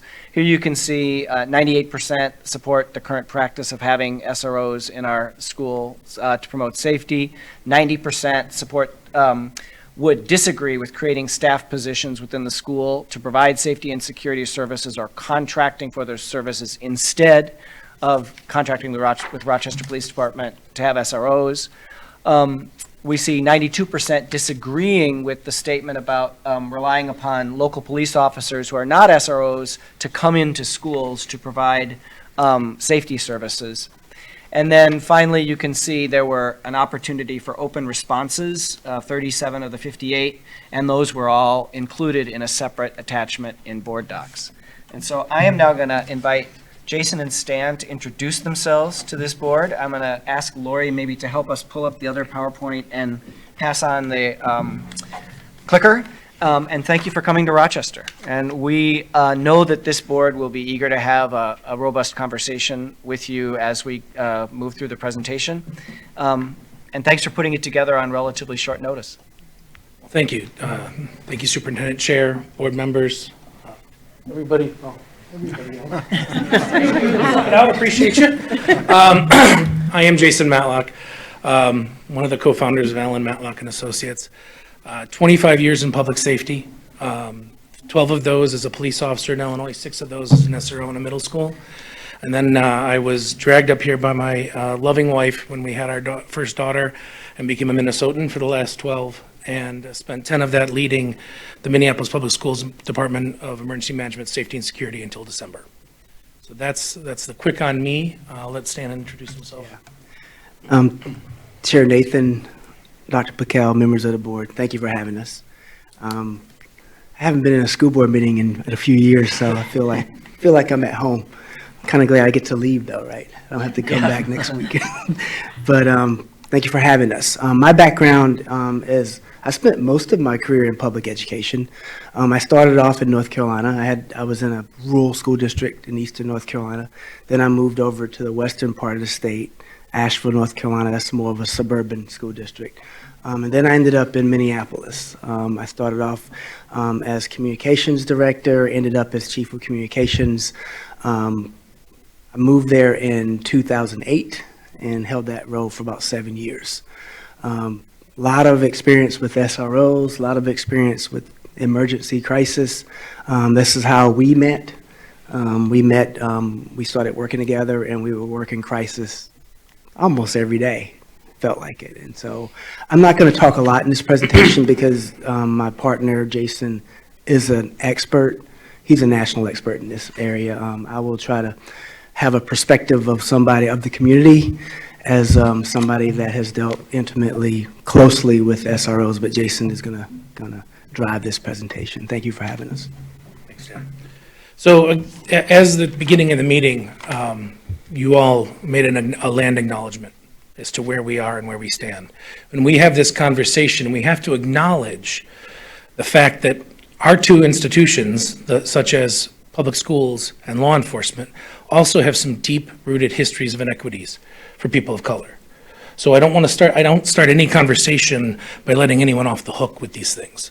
It's not a police problem, and it's not a K-12 problem, it's an all of us problem. So when we look at how we're going to work together in those two organizations, we try to make sure we have really intentional thoughts, intentional questions, and an intentional focus as we move forward. So the easiest way to do that is really ask yourselves, what is your core mission? And I'm going to read this verbatim, and I hope people recognize it. Look to inspire, challenge, and empower all students with the knowledge and skills required to reach their full potential, to contribute to future generations, and to become involved members of the global community. We seek to inspire our students to become lifelong learners. I hope that sounds familiar to everyone. Probably some people here helped write it. That's the mission of Rochester Public Schools. Now, provide exceptional service and superior protection while reducing crime and enhancing the quality of life to the community we serve. That's the mission statement of Rochester PD. Now, it's not a bad mission statement, but your question has to be, where do those overlap? Where is your mission statement and their mission statement overlap? What are the goals of these two organizations, and how can you make sure that if you're together in these goals, there's guardrails as to where your work begins and their work ends, and vice versa. So it's very important that you look for that. Again, like today, I know there was a general question out about should you create internal positions, or should you contract for positions in security, or should you rely on 911? So that's the specific scope that we really looked at. We don't want to get off into all kinds of things because there's a lot. Believe me, there's a lot. So we're going to look at what problems are you looking to solve? What are you willing to accept in order to achieve your goals? what does security look like? Defining it. Who are you securing your schools from? What does safety feel like? Who are you trying to make feel safe? And who will be the one to manage those critical incidents and under what structures? So again, we really work from a place of looking at who are your stakeholders, your students. I was always student first, much to the chagrin sometimes of my teaching staff. There are probably some stories that they can tell about times that I've made them quite upset with that statement, but that's just who we are. So I'm going to have a student-focused lens on this. So I was excited to hear about your student school board. I'd love to hear what they think about this kind of thing and how they would weigh in at some point. So we've got some basics. I'm going to give you some overview and then I'm going to get deeper. Basics are concepts of how people can do security. So you have like an observe and report. So you've got a staff member who sits at a desk, maybe watches cameras, smiles and greets people. That's a level of engagement and deterrence. We talk about security equals relationships. That's a good level, but there's limitations obviously with that. That person's not going to necessarily intervene even in student issues, much less in higher issues. You could go to a level of where you have security staff in your school who have been more trained. Maybe they carry what we call the tools of the trade. They have handcuffs or pepper spray or those kind of things. And now you're really asking, okay, now you're talking about using force. Who are you using force against? What are your rules? What are your liabilities? What training are you going to give them for de-escalation? So you've got that, and then you could do what a lot of school districts have done across the country, especially in the southern swath of the country. So part of what I did when I was at Minneapolis, I was able to be a part of an organization called the Council of the Great City Schools, which is the 70 largest school districts in the urban school district in the country. And I co-led their safety and security team conferences for 5 years. So I've talked to my friends across the country on this. And there's a lot of them will tell you, you should start your own police department. Now, that is not something I'm going to tell you today or probably ever. Excuse me on that, but that is something that people really push to say, well, we have ultimate control. There are people, we hire them, we know what the rules are. And again, you take on all of those liabilities, you take on all of those pieces and all of that baggage of being now part of that extra system. So those are the main buckets, and we're going to go deeper into some of them, but just wanted to give you an overview. And obviously, we talked about calling 911. In reality, with 911, I mean, Stan, you can speak to this from what you're talking about. I mean, there's a price to pay when you call 911. Yeah, I mean, when you call 911, they go into crisis mode, and the idea is, you probably heard of some of the terminology, NIMS, national training, ICS. And everybody that shows up or the instance you call, they go into that mode. And that mode is to take care of what's in front of them, resolve an issue. And they're not trying to build relationships at that time. They're there to resolve it and then move on to the next thing. So that's what I'm kind of working in that right now with the city of Minneapolis. That's a different day, different story. Yeah. But this is how we got to know each other. You used to be a police officer at one point, and I was in a school district that we all had to be trained in it. And so it's a different language, it's a different world, and it's basically, okay, here we go. You don't have to be mean about it, but please get out of my way. I need to take care of everything right now, and there's no relationships that we're thinking about. That's that mode. So where can we look for some answers? So again, the answers are out there. People are doing this.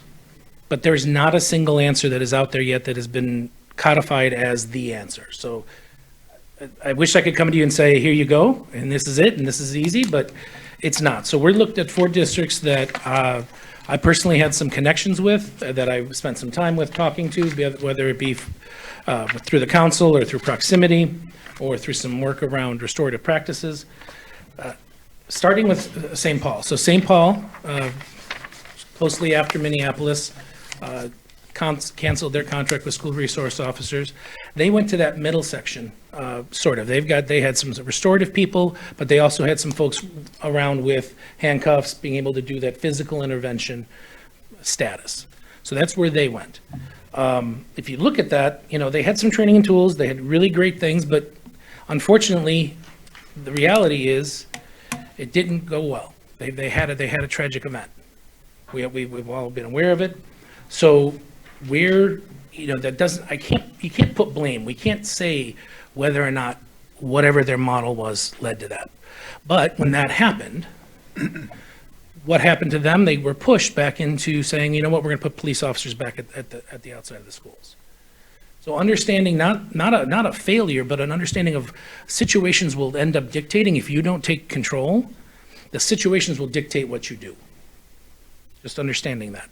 Denver, similarly, Denver has probably the closest thing to a police department in this list. They have a fully trained, uniformed, and armed civilian group that monitors their schools and helps them with school safety and security.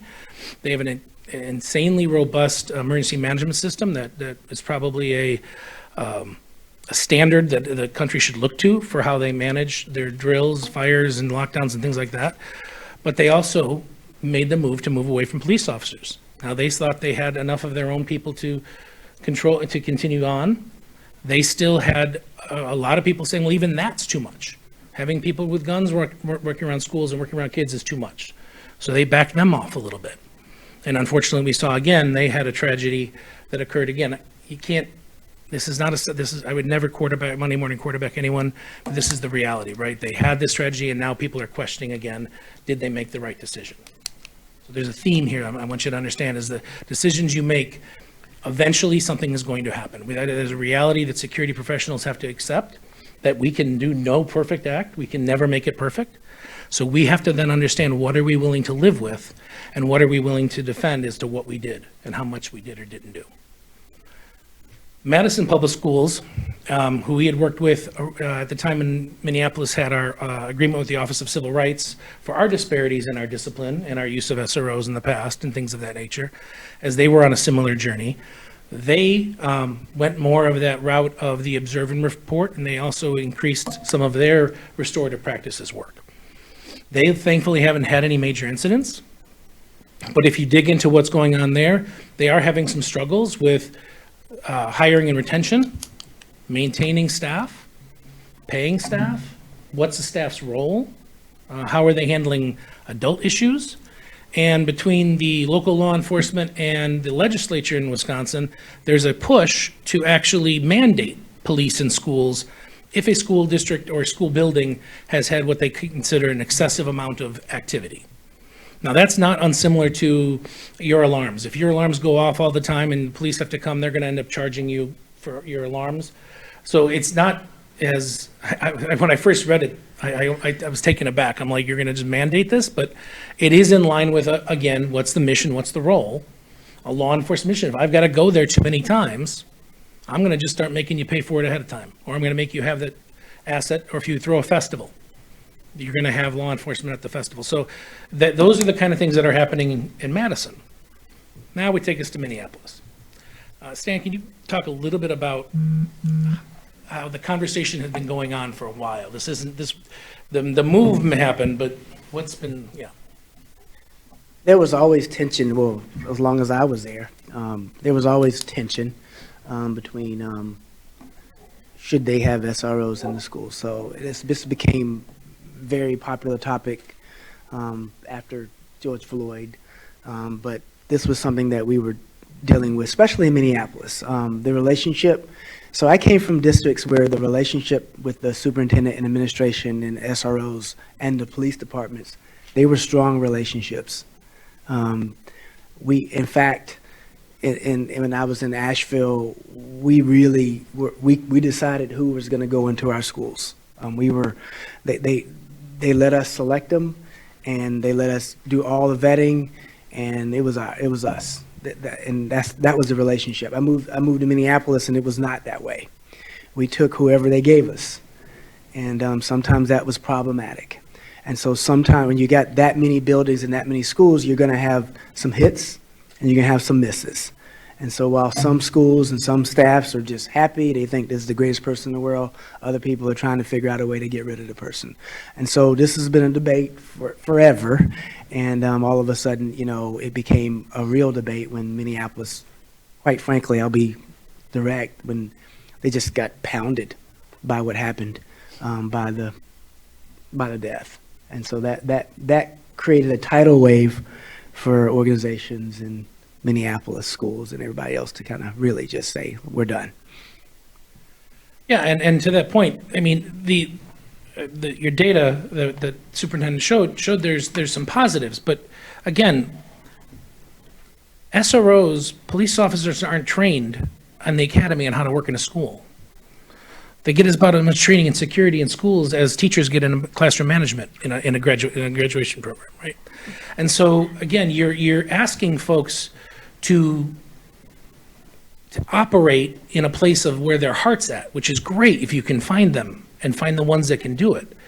But when under stress, you're talking about sliding back to old paradigms, trainings, things of that nature. So as Stan said, we had been out in the community for years asking this question. And I can tell you that it always came down to about 50-50 throughout the community. Said, yes, we should have them. No, we shouldn't have them. We asked about the role and the mission and the cost and what was going to happen if. And so as many times as the board had robust discussions about it, we would end up going right back to having the SROs. What we had started doing was started to try to see how could we create a program that worked with the SROs and also protected our students from those inequities that we were seeing. And again, let me be clear, the police weren't the ones that were the heart of the inequity. What was getting referred to them really drove a lot of the heart of the inequities. So a lot of this work isn't about how you work with your police officers.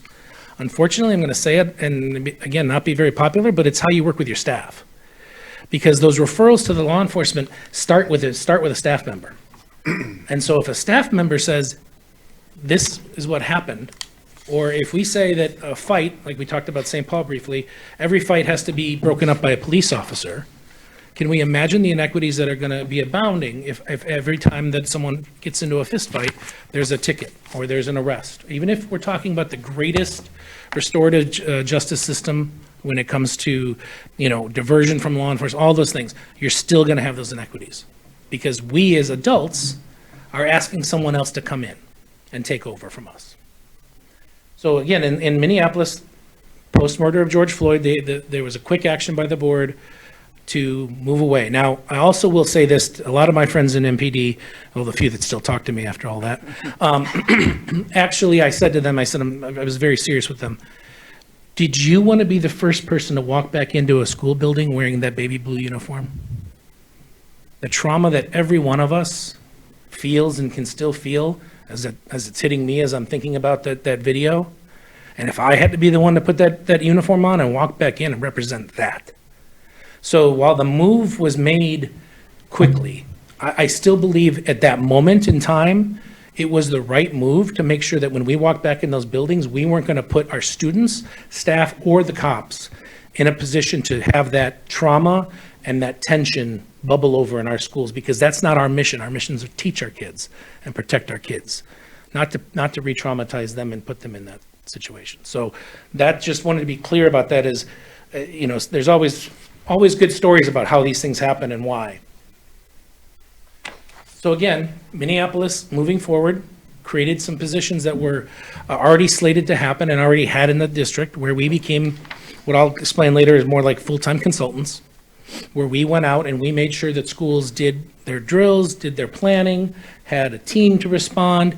We would respond. We did have a response model, but we didn't have lights and sirens on cars. We didn't have handcuffs or anything like that.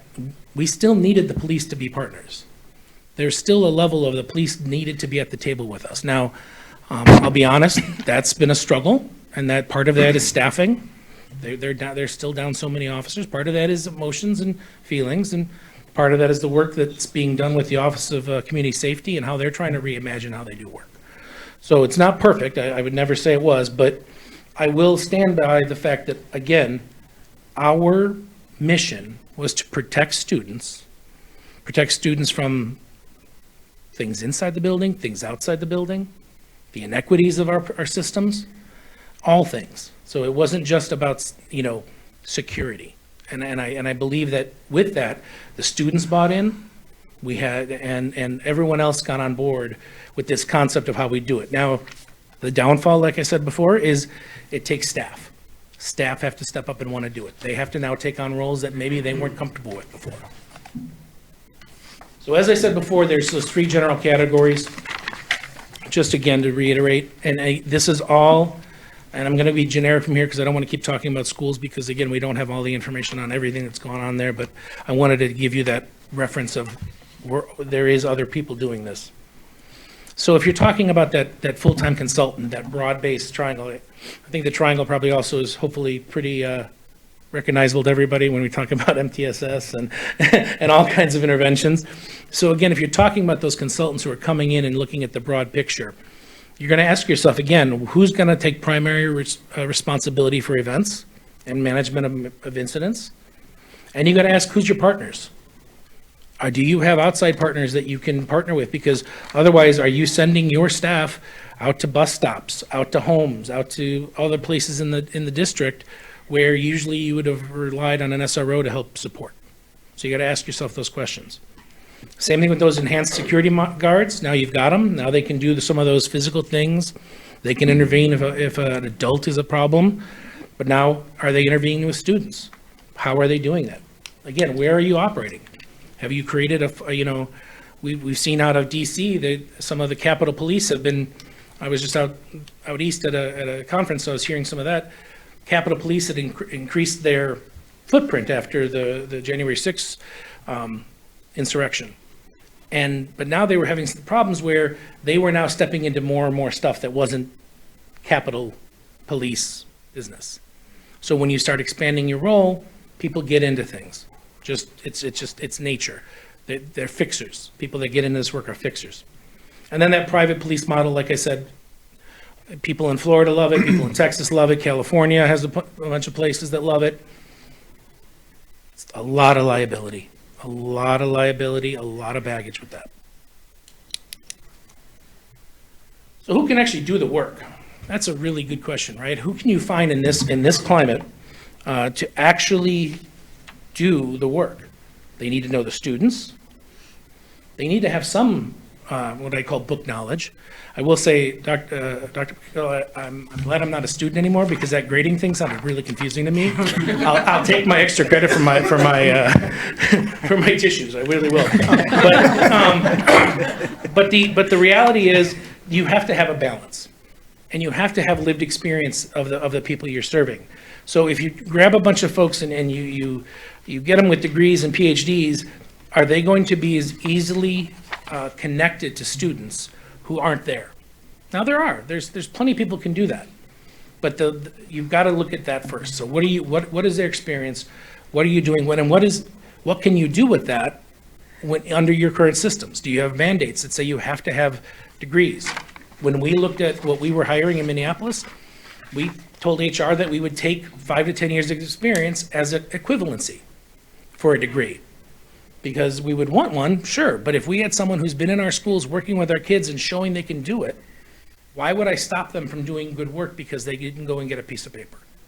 And I know there's a lot to come with that. I have a master's. I'm not saying I'm anti-education. I'm just saying there's a lot people who've learned on the street and being in it with our kids that we can't teach them in a classroom. The background and the ability, the leadership under stress. So if I go my entire life and I want to be a social worker, am I going to naturally be a person that runs towards a stressful situation? Or is that more innate to who I am versus what I've chosen to do?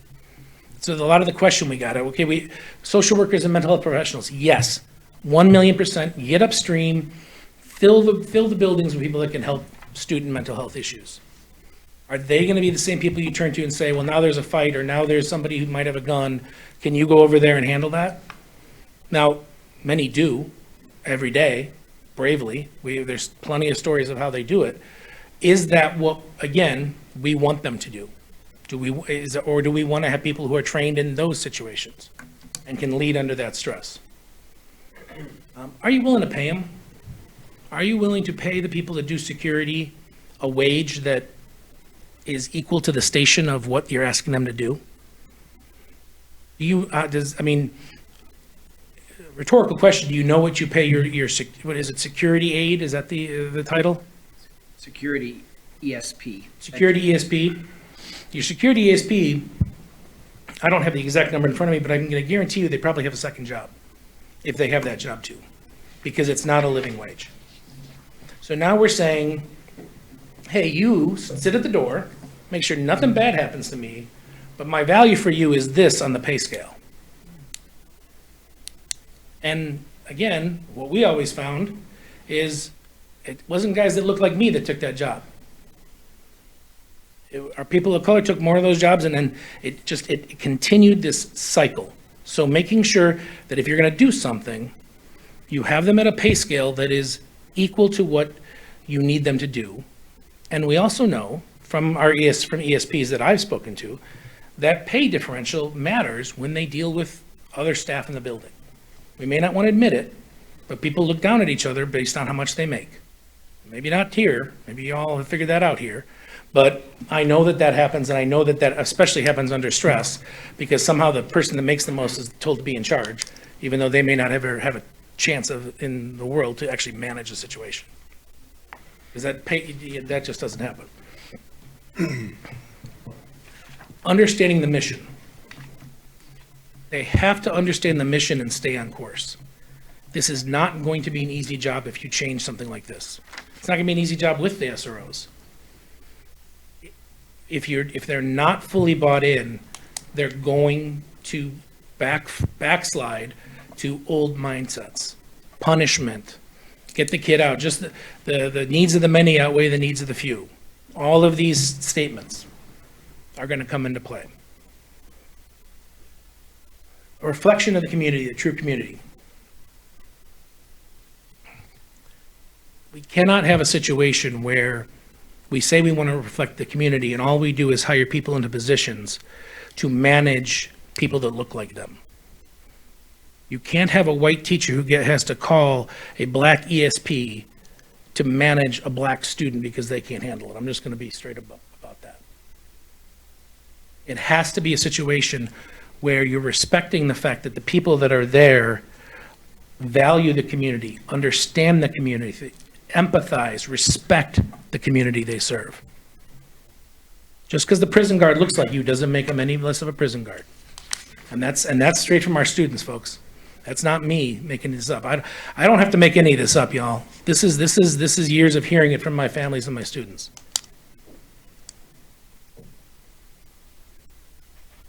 So we talked about cost, right? What are you going to pay them? Are you going to be able to replace what you did, what you pay now in SROs? Are you going to be able to staff up enough people? I can tell you the budget at Minneapolis, triple, maybe quadrupled for what we ended up having to do, because we ended up having to take on hiring for people to patrol parking lots, to manage bus stops, to manage community issues, more staff inside buildings, because people had gotten so used to leaning on the SRO. So again, not saying SRO is the answer right now. I'm saying people have gotten very used to that. That if something is outside of where they feel comfortable, they can call this person, and that person will manage it, because that's what we did. That's what our job was. I took it very personally that I had to protect my staff. That was my job. I was the protector. So did I end up in situations that, looking back at it now, probably weren't my job? Heck yeah. So we just got to make sure that, again, understanding what it's going to cost you. Understand what training is going to cost you. You're going to have to train them in all these things, equipment, simple things like computers, cell phones. If you're going to have cars, if you're going to give them vests and handcuffs and all these things. So think about all the gear. Overtime. What happens to your events? Does school go from 8 to 4? I mean, is the school building closed? I don't think so. I mean, you've got things that happen in the morning, you got things that happen till 10, 11, 2 in the morning, 3 in the morning, weekends. The biggest thing I'll say, I won't go there, about the change in leaving is that phone doesn't ring anymore. So, liability. Have you asked your insurance carrier what this change would do to your insurance? We hadn't. And so we had some interesting conversations about what does this mean for us as a district? What are we now liable for? Injuries, staff getting injured, staff injuring someone, weapons, drugs, all of those things. How do you manage those? Can't transport drugs if you're not licensed, correct? Can't take meds that are left over at the end of the year and even collect them up if if you don't have law enforcement or someone's licensed. Now what do you do? So considerations. Behaviors versus crimes. Again, I think it was said before when you talked about the data. Director pointed out correctly, difference between a criminal act and illegal activity and something else, right? So what is it we're looking at? Who's going to manage accountability in those situations? Child versus adult. How is our staff going to work with children versus work with adults? Are you ready to have them write all the policies on how to deal with adults? I said before, school days versus other times, contraband and searches. And then the use of force is really the big one when you start talking about if you're doing something. The reality of a security program is that at some point, you're going to likely have to physically intervene with something, unless you're going to let just anything happen. There's going to be a point where someone's going to have to be physically removed or restrained, or it's the reality. You're not going to be able to talk, no matter if you're as handsome as Stan or as good as talking as I am, you're never going to be able to get out of every situation. All right? So what is that? What are you ready to do? What are you ready to accept as a school district with those situations? Or do you let your local law enforcement continue to take on that liability and work to make sure that that partnership is solid? Pros and cons. Obviously, we've talked about it many times, the equity considerations. There's racist history on both sides of K-12 and of law enforcement. We can't deny it. I'm blanking on my quote that I always like, but there was I think it was Jefferson quote about public education was about sifting the treasure from the trash. We have to acknowledge that even our system that we know we're here for. We're all here because we care for kids. That doesn't mean the system was always that way. It doesn't mean that was what the system was built on. Same thing in law enforcement. Majority of my brothers and sisters in blue are there for the right reason. It doesn't mean the institution wasn't built on racist ideals. So how do we acknowledge that and how do we keep working through that? The roles and the mission creep. Again, where does our work stop and their work begins? And naturally, as educators, I can tell you, educators are going to spread out and the mission is going to creep because they're going to protect the babies. They're going to go and put themselves in situations that are going to put them at risk, which then increases liability and risk on your end. And climate. School climate, number one thing. Safety is about climate, folks. If kids feel safe coming in and talking, telling things, being part of the solution. One of the other things we did at Minneapolis is we actually worked with an organization called Nonviolent Peace Force. They actually do refugee camp work. And someone said, well, how are you going to equate those two things? Well, you have a population that's not where they necessarily want to be. They're not in their home. They need to go somewhere else. There's a power differential between them and those managing that space, and there's a risk involved with being there. There's a safety risk. Pretty parallel if you think about it. So what we started doing is working with students, not on traditional, will be a hall monitor and tattletale, about how do they truly see what is unsafe in their school, and how do they find solutions with each other. So looking at that climate and how they are part of it, not putting it on them. Stan knows this all too well, that I get annoyed when people like put a student up as like a token and, oh, look at a student said something great, now we're going to do it because the student said it. That's not their job. Their job is to be a kid and be safe. But if they have the ability to bring knowledge and wisdom to us, we should listen to it.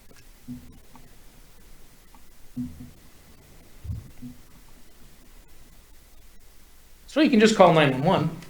You can always just do that. We go back to that role question. What's the role of an SRO versus the role of a 911 responder? 911 responder is coming in to clear a call, make sure everything's safe, and move on to the next 10 calls that are sitting in queue. Even if they're fully staffed, there's always somebody else calling. SROs are by design there to try to build relationships, even though, like I said, we talk about that odd dichotomy of that's not in their core mission, but they do it because they've chosen to do it, or they were voluntold and they got used to it and had a really good principal who taught them how to do better things. Might be somebody we might know. So again, you can do that, but you no longer are receiving a premium service. This was a phrase that was coined by someone in MPS when we really were having this conversation after. We paid to have a premium service. Now we're on the freemium model. So now we wait in queue, we call, shift change, can't get to you. Is it active right now? No. Okay, is it just an angry parent? Go ahead and handle it. You should handle your own stuff. So again, premium service. We actually did, as much as Stan was right, we did get, at times we didn't get to choose, but at least we got to question, we got to talk about who we would get. The chief always kept that decision, final decision to herself, but we did have some level of that. Relationships, you're not going to be your reaction. They're coming in reaction. Maybe they're going to be great, and maybe they're going to stop in on their patrol beat and say hi and come in, but probably not. And then your crisis definition starts to change. What's a crisis? Long-winded, I know, but this is sort of a passion project for me. Sorry about that.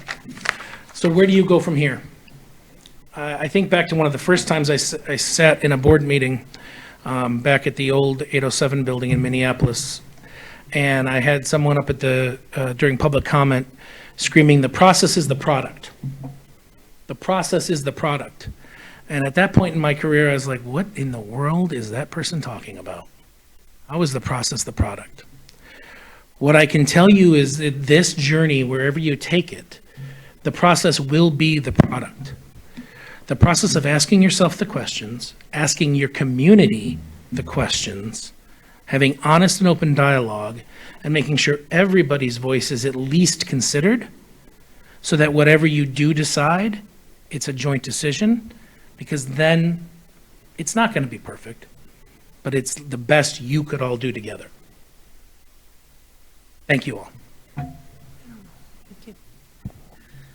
Questions? Director Garcia. More of a comment. I could hug you. Wait till the cameras go. Oh, it's awkward. It's probably the only board member that's ever said that to me, right? I mean, seriously. I can promise you that. I'm okay with being the first. So this has been a thorn in our side for a long time, and it was, prior to it being a specific SRO issue, was a concern of inequity in our district that actually brought me to the board. And I really appreciate all of the things that you shared and that you recognize, because I think some people forget that dialects are a thing in life. It's possible for some people to feel safe in the presence of law enforcement and other people to not feel safe in the presence of law enforcement. And I come at this from kind of a weird perspective, because I've worked primarily until now in forensic settings, where I'm a psychologist by training. So I've worked in forensic facilities at the state and federal level where we have like 100% of the people receiving my services have a criminal history, and almost 100% of the people receiving my specific services had a history of violence towards themselves or other people. And I've worked in facilities where there were law enforcement present, or there were security counselors, or there were forensic support specialists, or it's a private company. And it was never about one of those things necessarily being better than the other, but how we work together as a team, who was trained, answers to a lot of the questions you have about, we all get de-escalation training. We're all taught how an incident command system works, and we know we have each other's back. And I often think about that too, because even though I felt comfortable in some of the places that I worked with my colleagues, that they would help me, that there were far more patients or inmates that I worked with than there were us as staff. And so if I was going to be saved because something kicked off, it was probably going to be somebody not in blues. It was going to be an inmate, or it was going to be a patient. And that, having that knowledge and walking into that space, I treated people a little differently. Obviously, school systems are very different.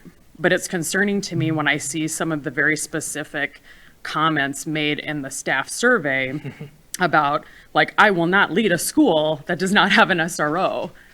Actually, I highlighted that one myself. Yeah, I just, that concerns me, and I think it harkens back to the thing that you were saying about sometimes it's about the person making the referral rather than the SRO. And so my stance in this whole time has not been anti-SRO, it's been anti-systems of inequity that are negatively impacting our students. And I think it's hard sometimes for some of my board colleagues to hear the things that I say because we don't have that same experience. We don't come from that experience. And I clearly have a different threshold for acceptable behavior than most people. There were a number of concerning things to me about it. And one of the things that I think when I look at the data that was presented is it's not surprising to me that there's a little bit of a difference between what administrators want and what the students are asking for. And I think you're talking about, like, it needs to be collaborative. We need to be asking the student school board and having those conversations with the students about what they perceive to be safe, because we're supposed to be keeping the kids safe, not administrators necessarily safe from the kids, because if that's our mindset, we're vilifying our students rather than helping them. And I am one of those mental health professionals who would run toward a crisis, but I recognize that not everybody does that. And I can absolutely appreciate someone else's perspective that if an SRO is in the room, they've got this. I don't have to do that job. I get that psychological safety or perception of psychological safety. I get how for some people that makes sense. But I'm also not surprised at looking at the administrator response that the vast majority of people responding to that survey are white people of privilege and power who feel safe with SROs. So I can also acknowledge why they might feel safe with law enforcement present.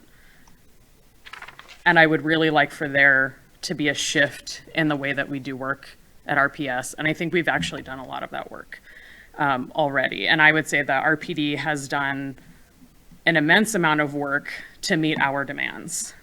And there are some times where we ask our SROs to do things that they consistently say, well, we would be willing to engage in that training, but that's not necessarily part of our core role. And then I think then we need to be talking to our city, because why isn't it for every single one of our officers?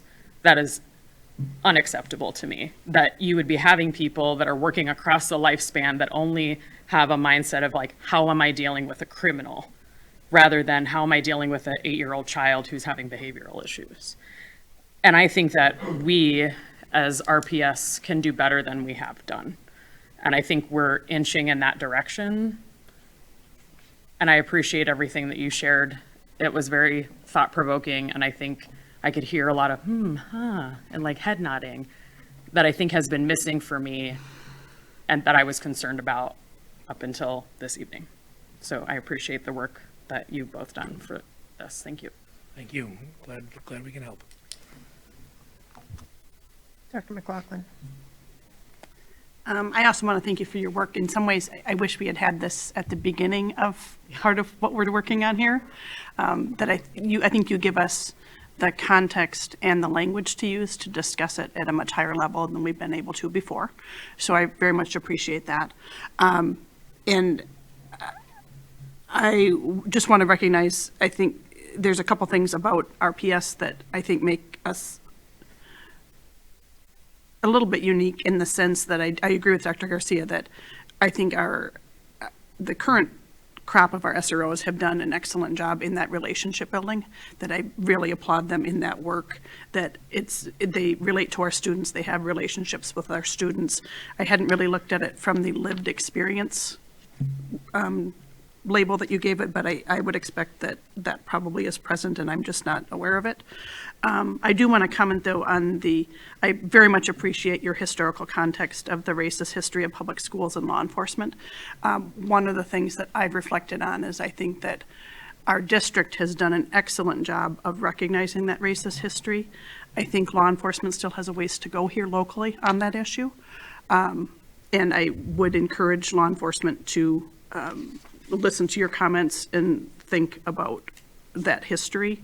I think some officers are further along that process than others, but it's one of the things that I actually really struggle with our law enforcement leadership here at some levels. And I also, the really thing that about your presentation and looking at your slides earlier is the context of recognizing that history and mitigating the impact of that history, that I think our current group of SROs are doing an excellent job with that, with the support of the district. I want to make sure, though, that everyone understands that that's what we want to see in our future SROs as well, not just our current crop, but, you know, working to the future and making sure that that continues. I think your words gave us the perfect way to talk about that within the district moving forward.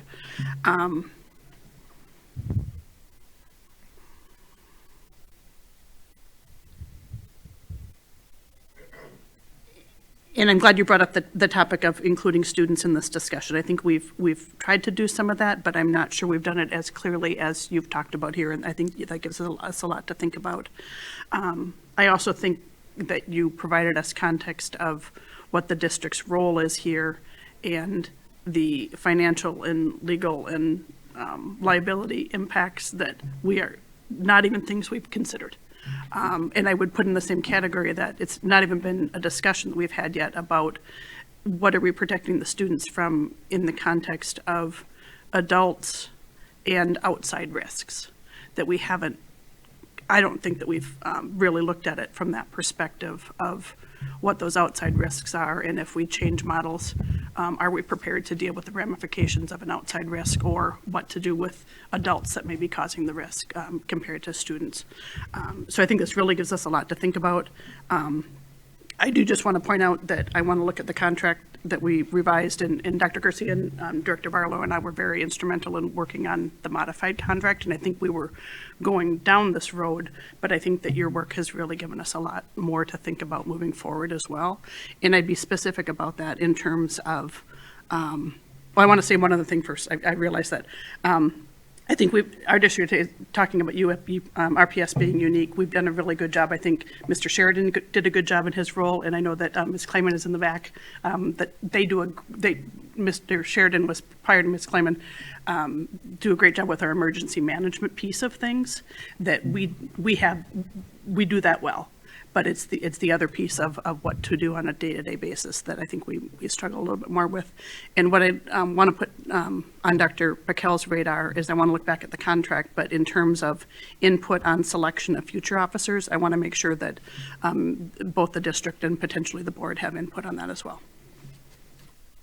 Thank you. And just to go back to a point, don't fall into the trap of having currently great officers. I was not a great officer when I started as an SRO. I'm just going to be honest. I wasn't. I was one of those who was voluntold, and I was told to go clean up the school. And so I used the tools that were given to me, and I did what I was trained to do all my career. Didn't make me a bad human being. I was just being a cop.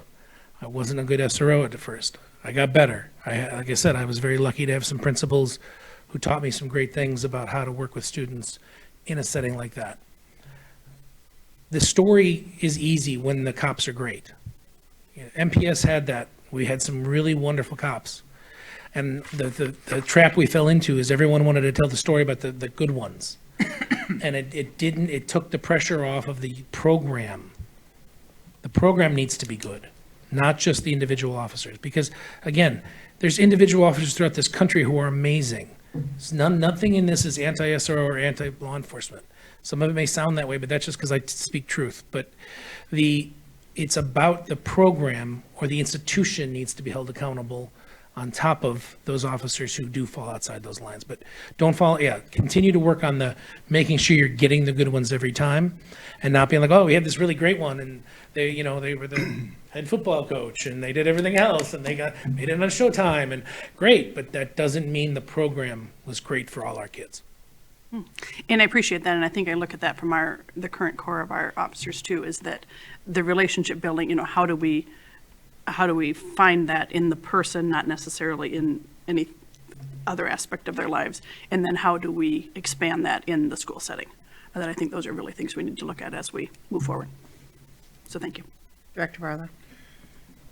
Thank you for your presentation. As Director McLaughlin said, it would have been nice had we heard this earlier, but as the saying goes, rather sooner than later. We have heard it now, and I think it does help us make a informed decision moving forward. I come at this from perhaps a different slant. I myself have the opportunity to become a sworn peace officer as a fire investigator. And so I know some of what you speak of as relates to climate. And also, I had the opportunity to be Chief of Communications. So I'm aware of the dispatch, all of those protocols. And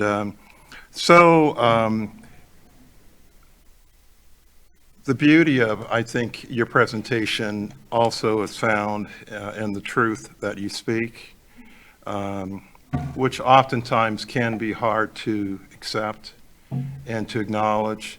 I do know, working with my colleagues, Director Dr. Garcia and McLaughlin, we had wanted the Rochester Police Department to acknowledge the inequities. I think you two may recall that. And that wasn't necessarily something which was able to occur. Now, that being said, as a pastor, I view that the issue is not just based on whether or not one wears a uniform or sits in a classroom, but it is something much more basic, call it sin. So I don't think there's a perfect prototype, if you will. And so we have to, if you will, design a system that works, and I think that's what you're proposing. You're providing to us a aspect of, like baking a cake, perhaps there's a number of ingredients, and you have provided a template for us to consider. And then my final observation is that of the recognition to avoid the tendency to criminalize behavior. And that's where the term, school to prison pipeline comes into play because of the behavior. It's not always because of an actual crime having been committed, but the behavior being observed and, of course, being dealt with. You have the experience and knowledge. I'm not telling you anything new. But I'm really just expressing my appreciation because I think it does help each of us better understand where we are and to be more, if you will, expansive in considering the direction we go in. So again, thank the two of you. Director Cook. So I could echo plenty of my colleagues' sentiments here. I'm grateful for the presentation. I appreciate the framework that you laid out, and especially the observation at the end that the process is the product. I think that's for any public-facing body, that's an extremely important thing to keep in mind. Where I was, what I had in mind as the board was struggling with this decision was kind of an exercise that I often engage with my clients when considering whether to renew a contract or whether to take a different direction on a contract, is to identify what the alternative is and convert it from a thought exercise where there can be, for example, 7 different conceptions of what the alternative might be into a binary choice of this proposal or the next best thing. And I validate and I appreciate the complexity of the decision space here. And thank you for laying it out in the framework that you did. But as I sort of took in the materials here and tried to synthesize what I thought the next best thing in the absence of a contract with SROs might be. It sounded like something along the lines, just sort of by process of elimination, something along the lines of what was adopted in Minneapolis might be, if you were to recommend something, that might be it. And, well, maybe I'll pause there. Is that I mean, correct? I'm biased because along with my team, I mean, I didn't build, I had a great team who took crazy ideas I put into the universe and made them happen. But as long as you have a partnership. So again, nothing, I will not say that you can do this alone. The community is not your responsibility, so you can't manage the community. And if you aren't connected to the community and what's going on in the community, then it's going to bleed back into your building. So you need that bridge. So you need a relationship with law enforcement. If I was to say there's probably a middle ground, I wouldn't necessarily go all the way to where we went because we have no relationship with law enforcement or a very strained relationship with law enforcement in Minneapolis because of the nature of what happened. But you saw that successfully St. Paul maintained a relationship with their police as you know, to some level.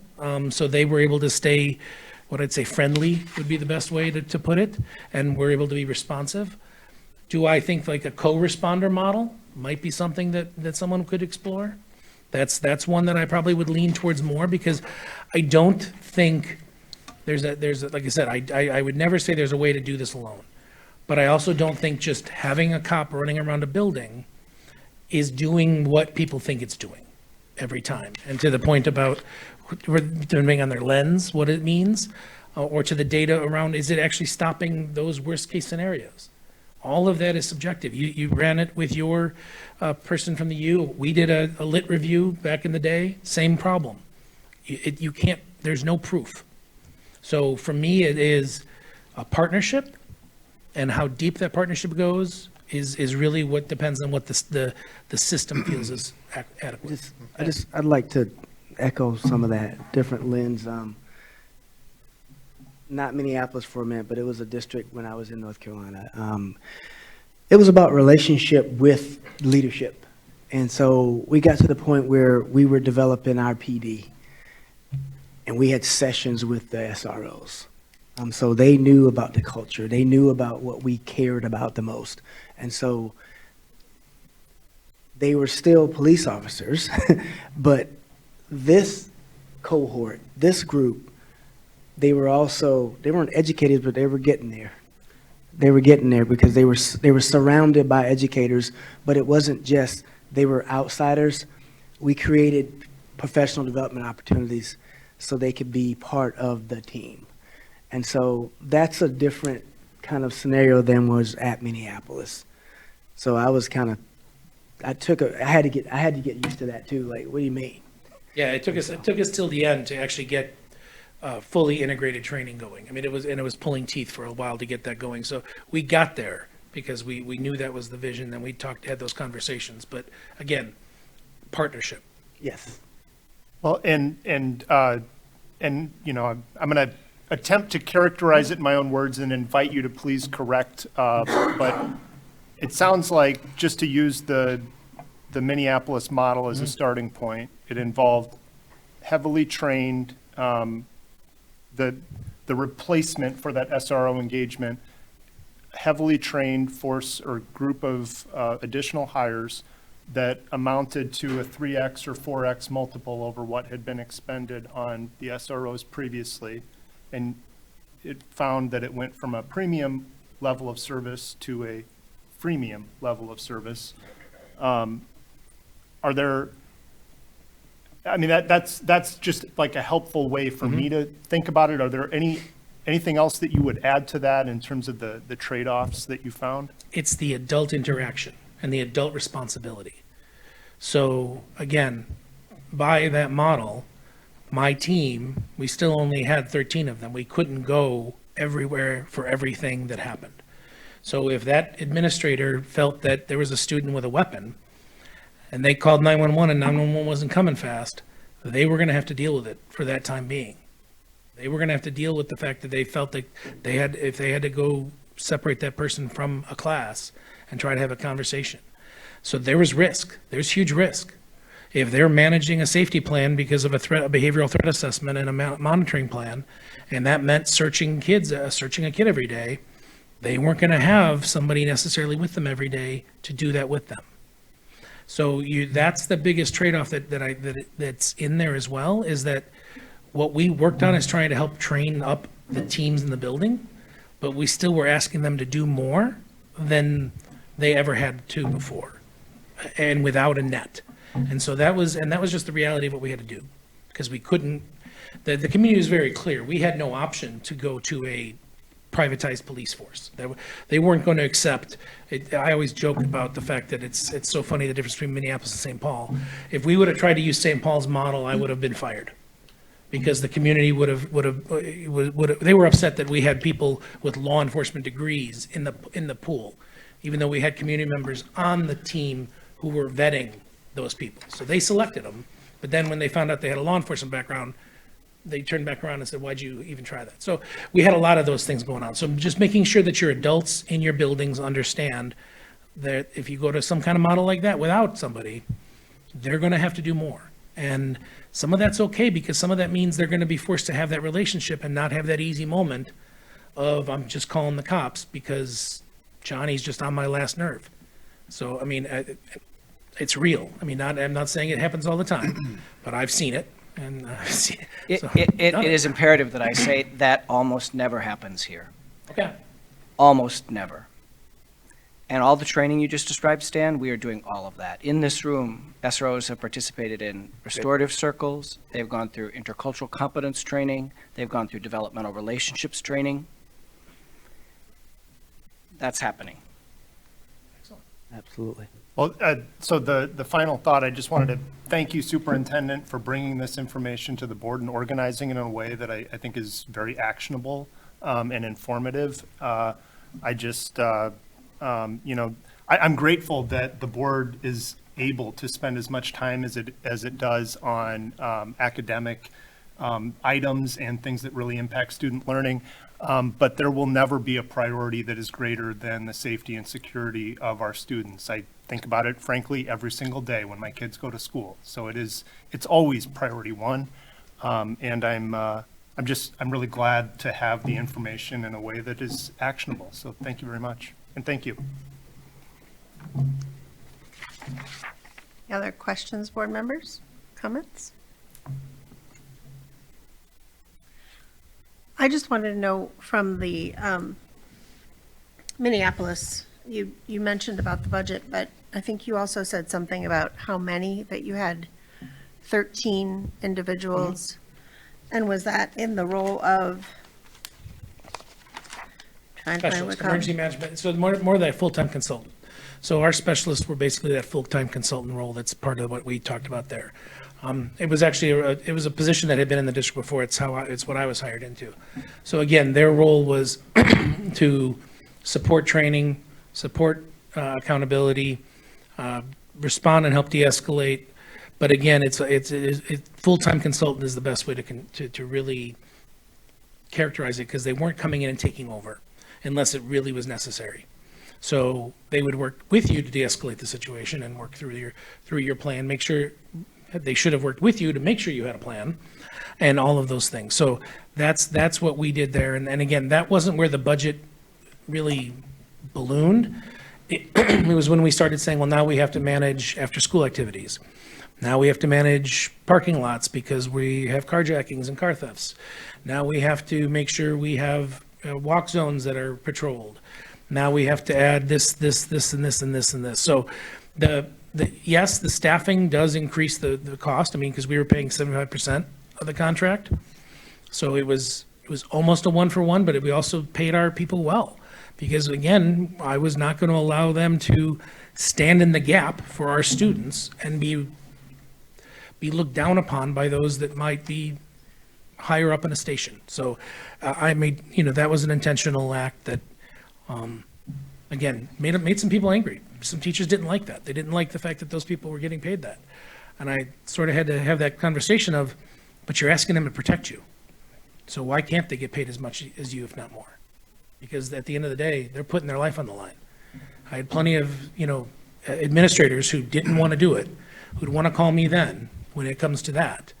So wait a minute, why wouldn't I have that equity with you? You also mentioned that the adults in the building needed to be able to take on more roles, more responsibilities. Is there a cost to that professional development that you did with the rest of the staff? I mean, we built it into what was going on, but yes, there is a cost. I mean, we had started to build in de-escalation training. I don't want to give them necessarily, CPI is the company. I don't know if you're aware of it. We went to a model where you didn't just train your special ed staff, you trained your building. So your building had common language, common understanding. You couldn't just turn back and say, well, that de-escalation stuff is for my ESPs to do. So it was all of those things. So yes, there's cost with the training of your staff.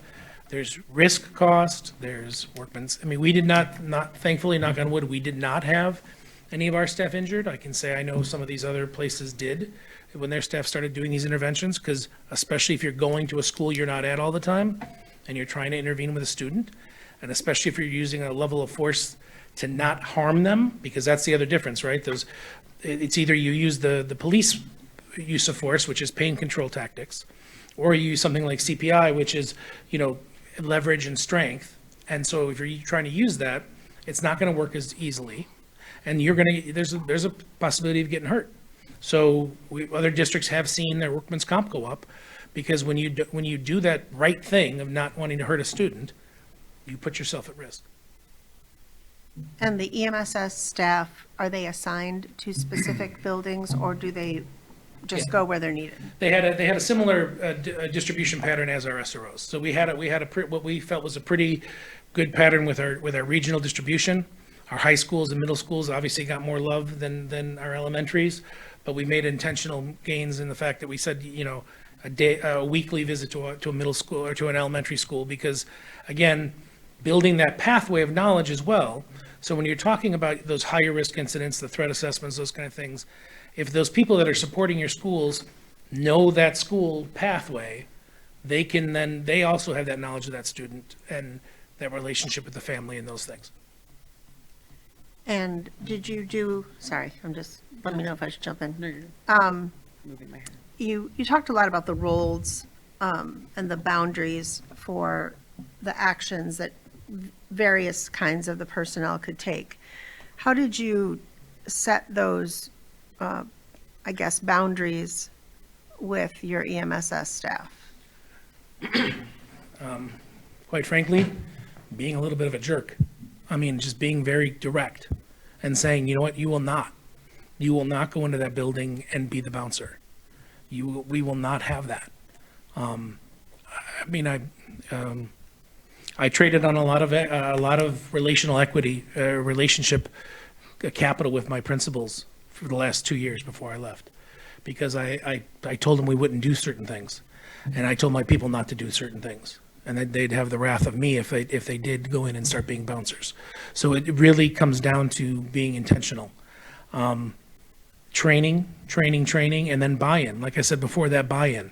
I had to hire people I knew who believed as I did, that believed that students were your first and only mission, and that if something was hurting a student, whether it be an adult or each other or something else, that's the problem, not the student.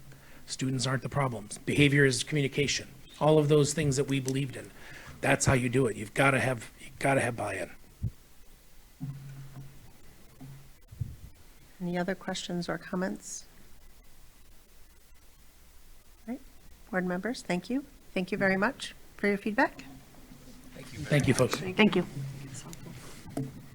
I also love that your name is Matlock.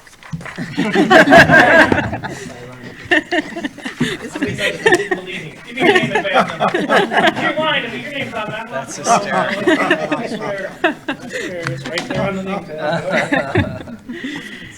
All right, we'll move on to item 8.01, which is the ABCD updated. Do we have any items a board member would like to bring forward for consideration on a future school board meeting agenda?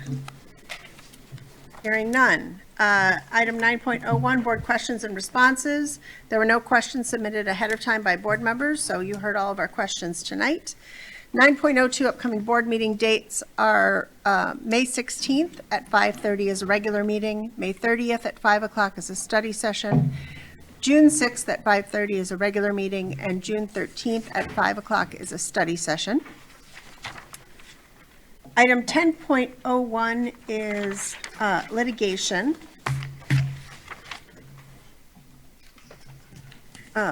Pursuant to Minnesota statutes 13D05, subdivision 3B, the School Board of Independent School District will move into closed session to receive confidential legal advice from the school board's legal counsel regarding pending litigation. Do I have a motion to move into closed session? So moved. Second? Second. All those in favor? Aye. Opposed? And the board is in recess at 8:29 PM.